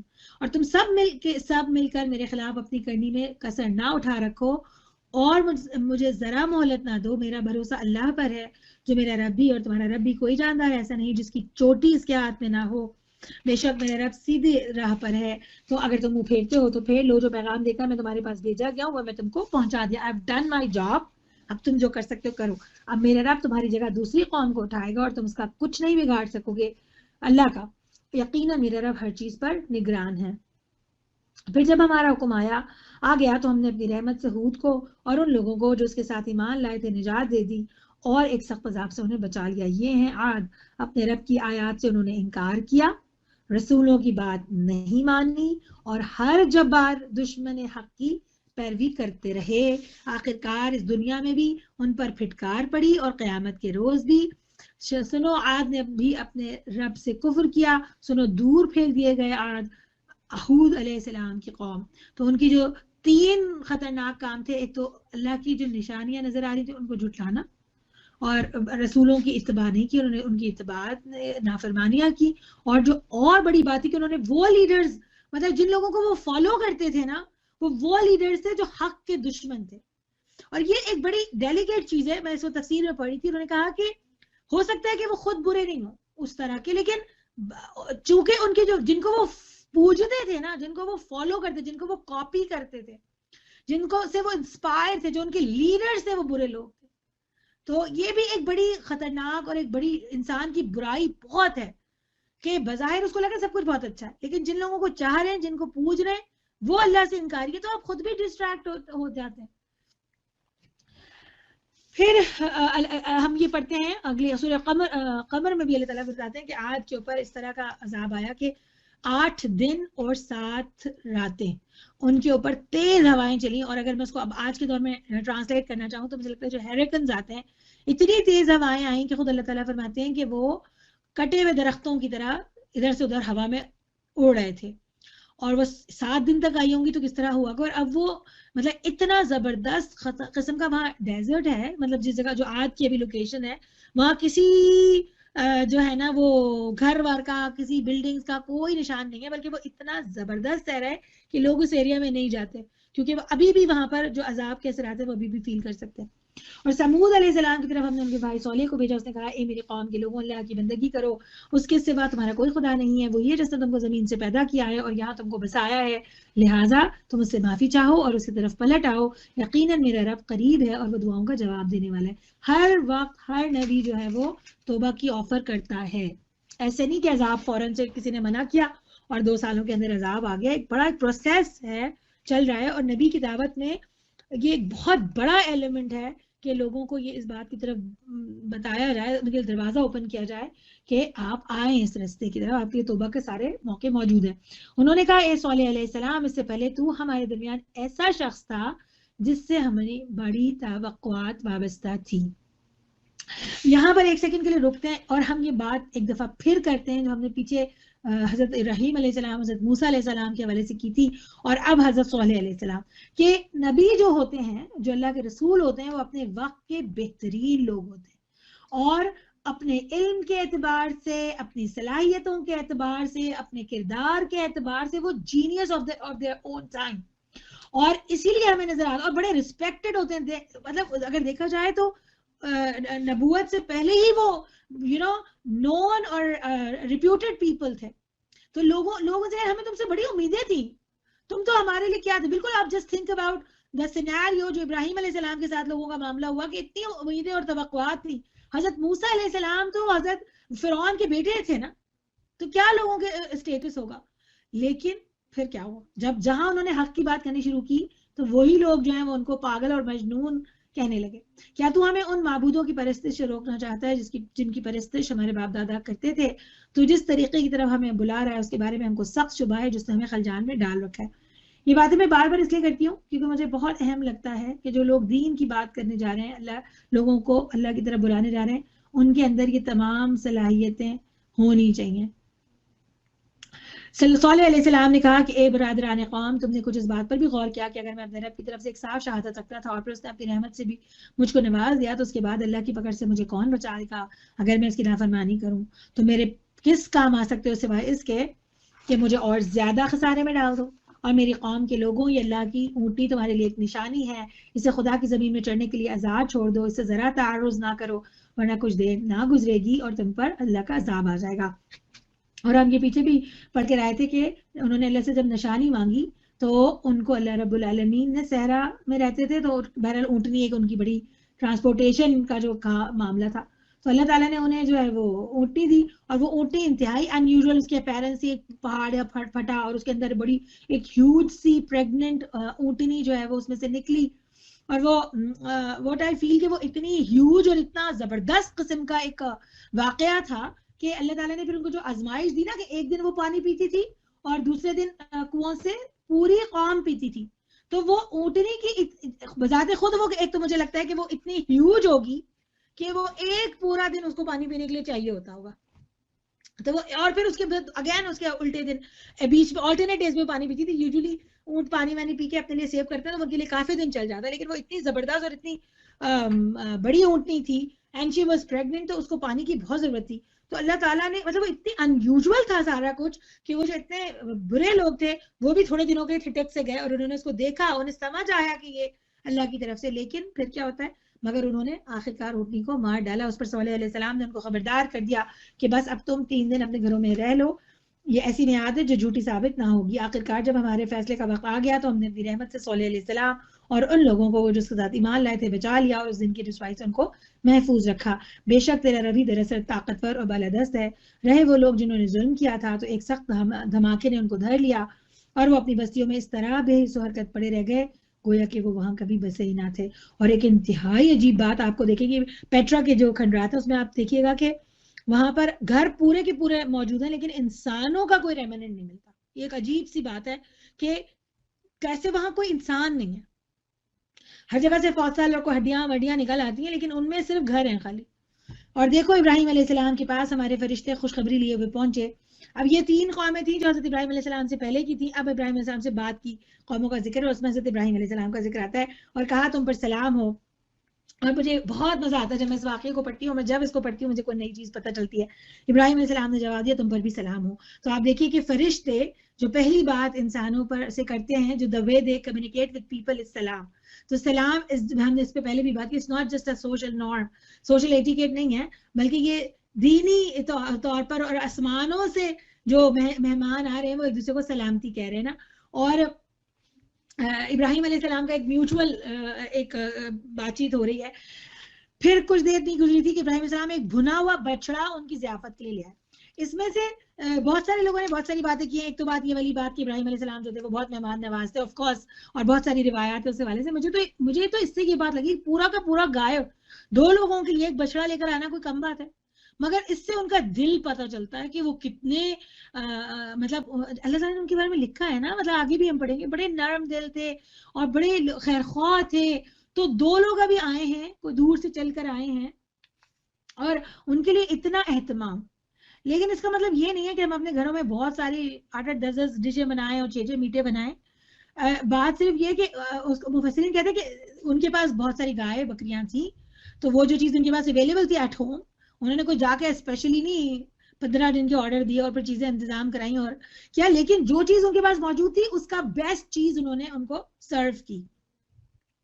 پھر جب انہوں نے دیکھا کہ ان کے لیے ان کے ہاتھ کھانے پہ نہیں بڑھتے تو وہ اس سے مشتبہ ہو گیا اور اس سے دل میں خوف محسوس ہونے لگا.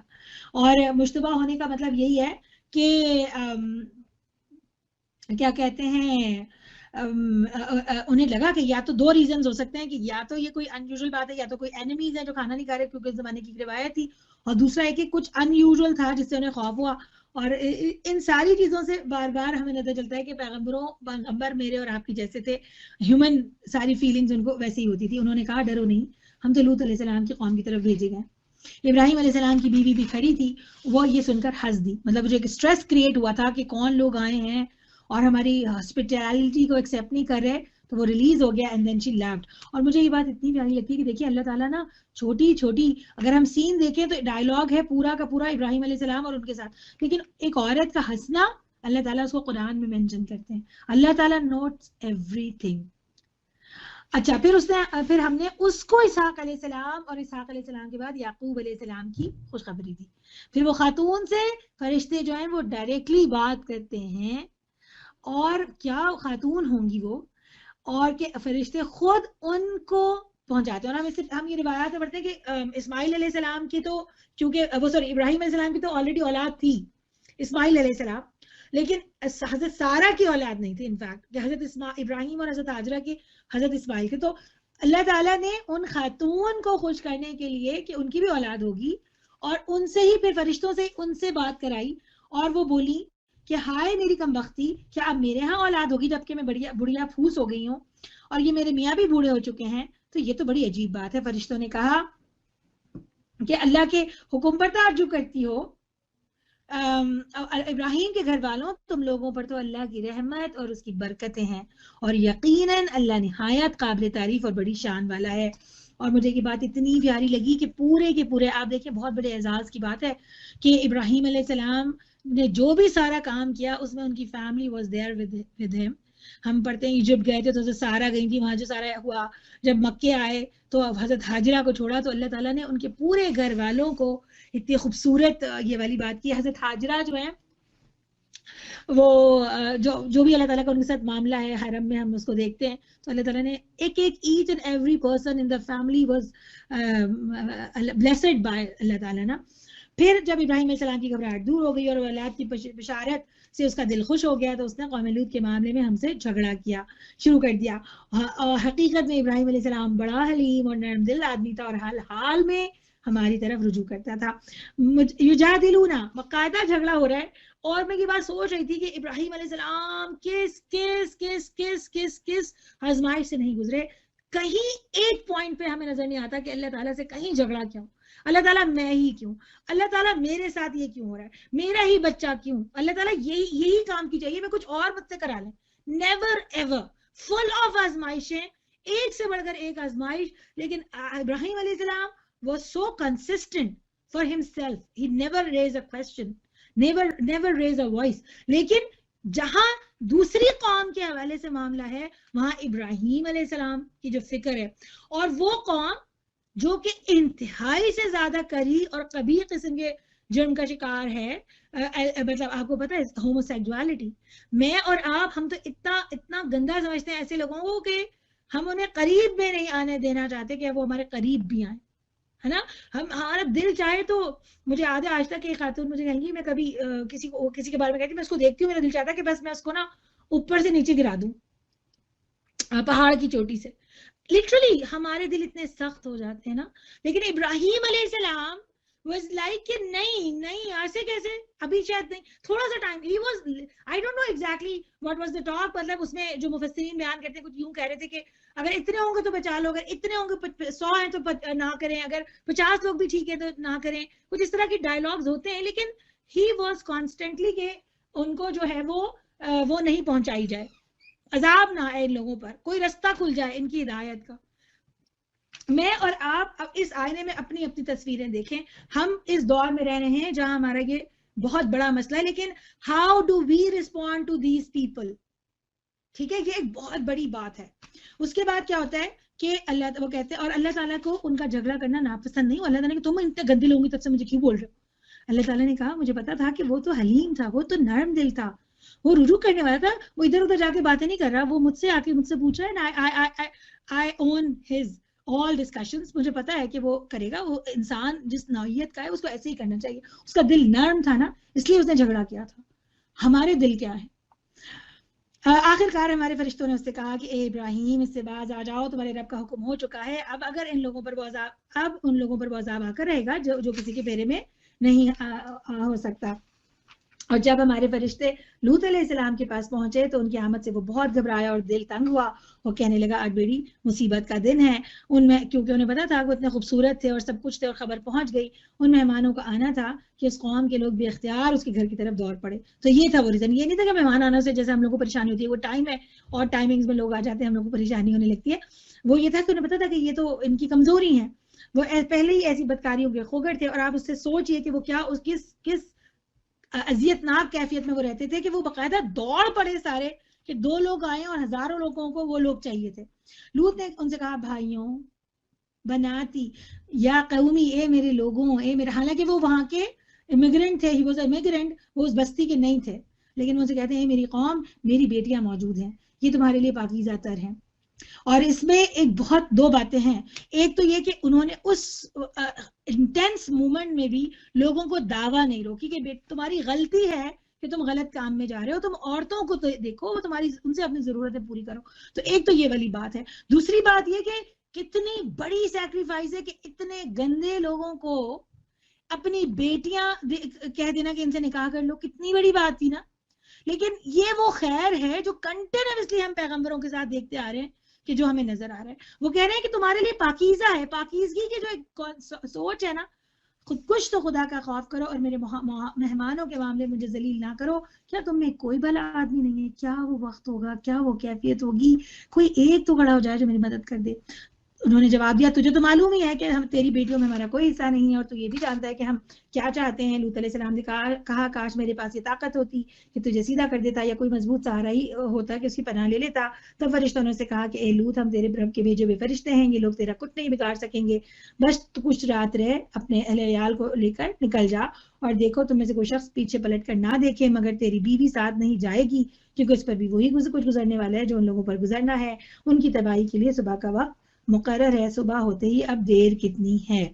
پھر جب ہمارے فیصلے کا وقت آ پہنچا تو ہم نے اس بستی کو تلپٹ کر دیا اور اس پہ پکی ہوئی مٹی کے پتھر تابڑ توڑ برسائے جن میں سے ہر پتھر تیرے رب کے ہاں نشان زد تھا اور ظالموں سے یہ سزا کچھ دور نہیں ہے. وآخر دعوانا الحمدللہ رب العالمین. ہم یہیں پہ اس کو ختم کرتے ہیں اور ہم انشاءاللہ کل سے پھر آگے سے شروع کریں گے.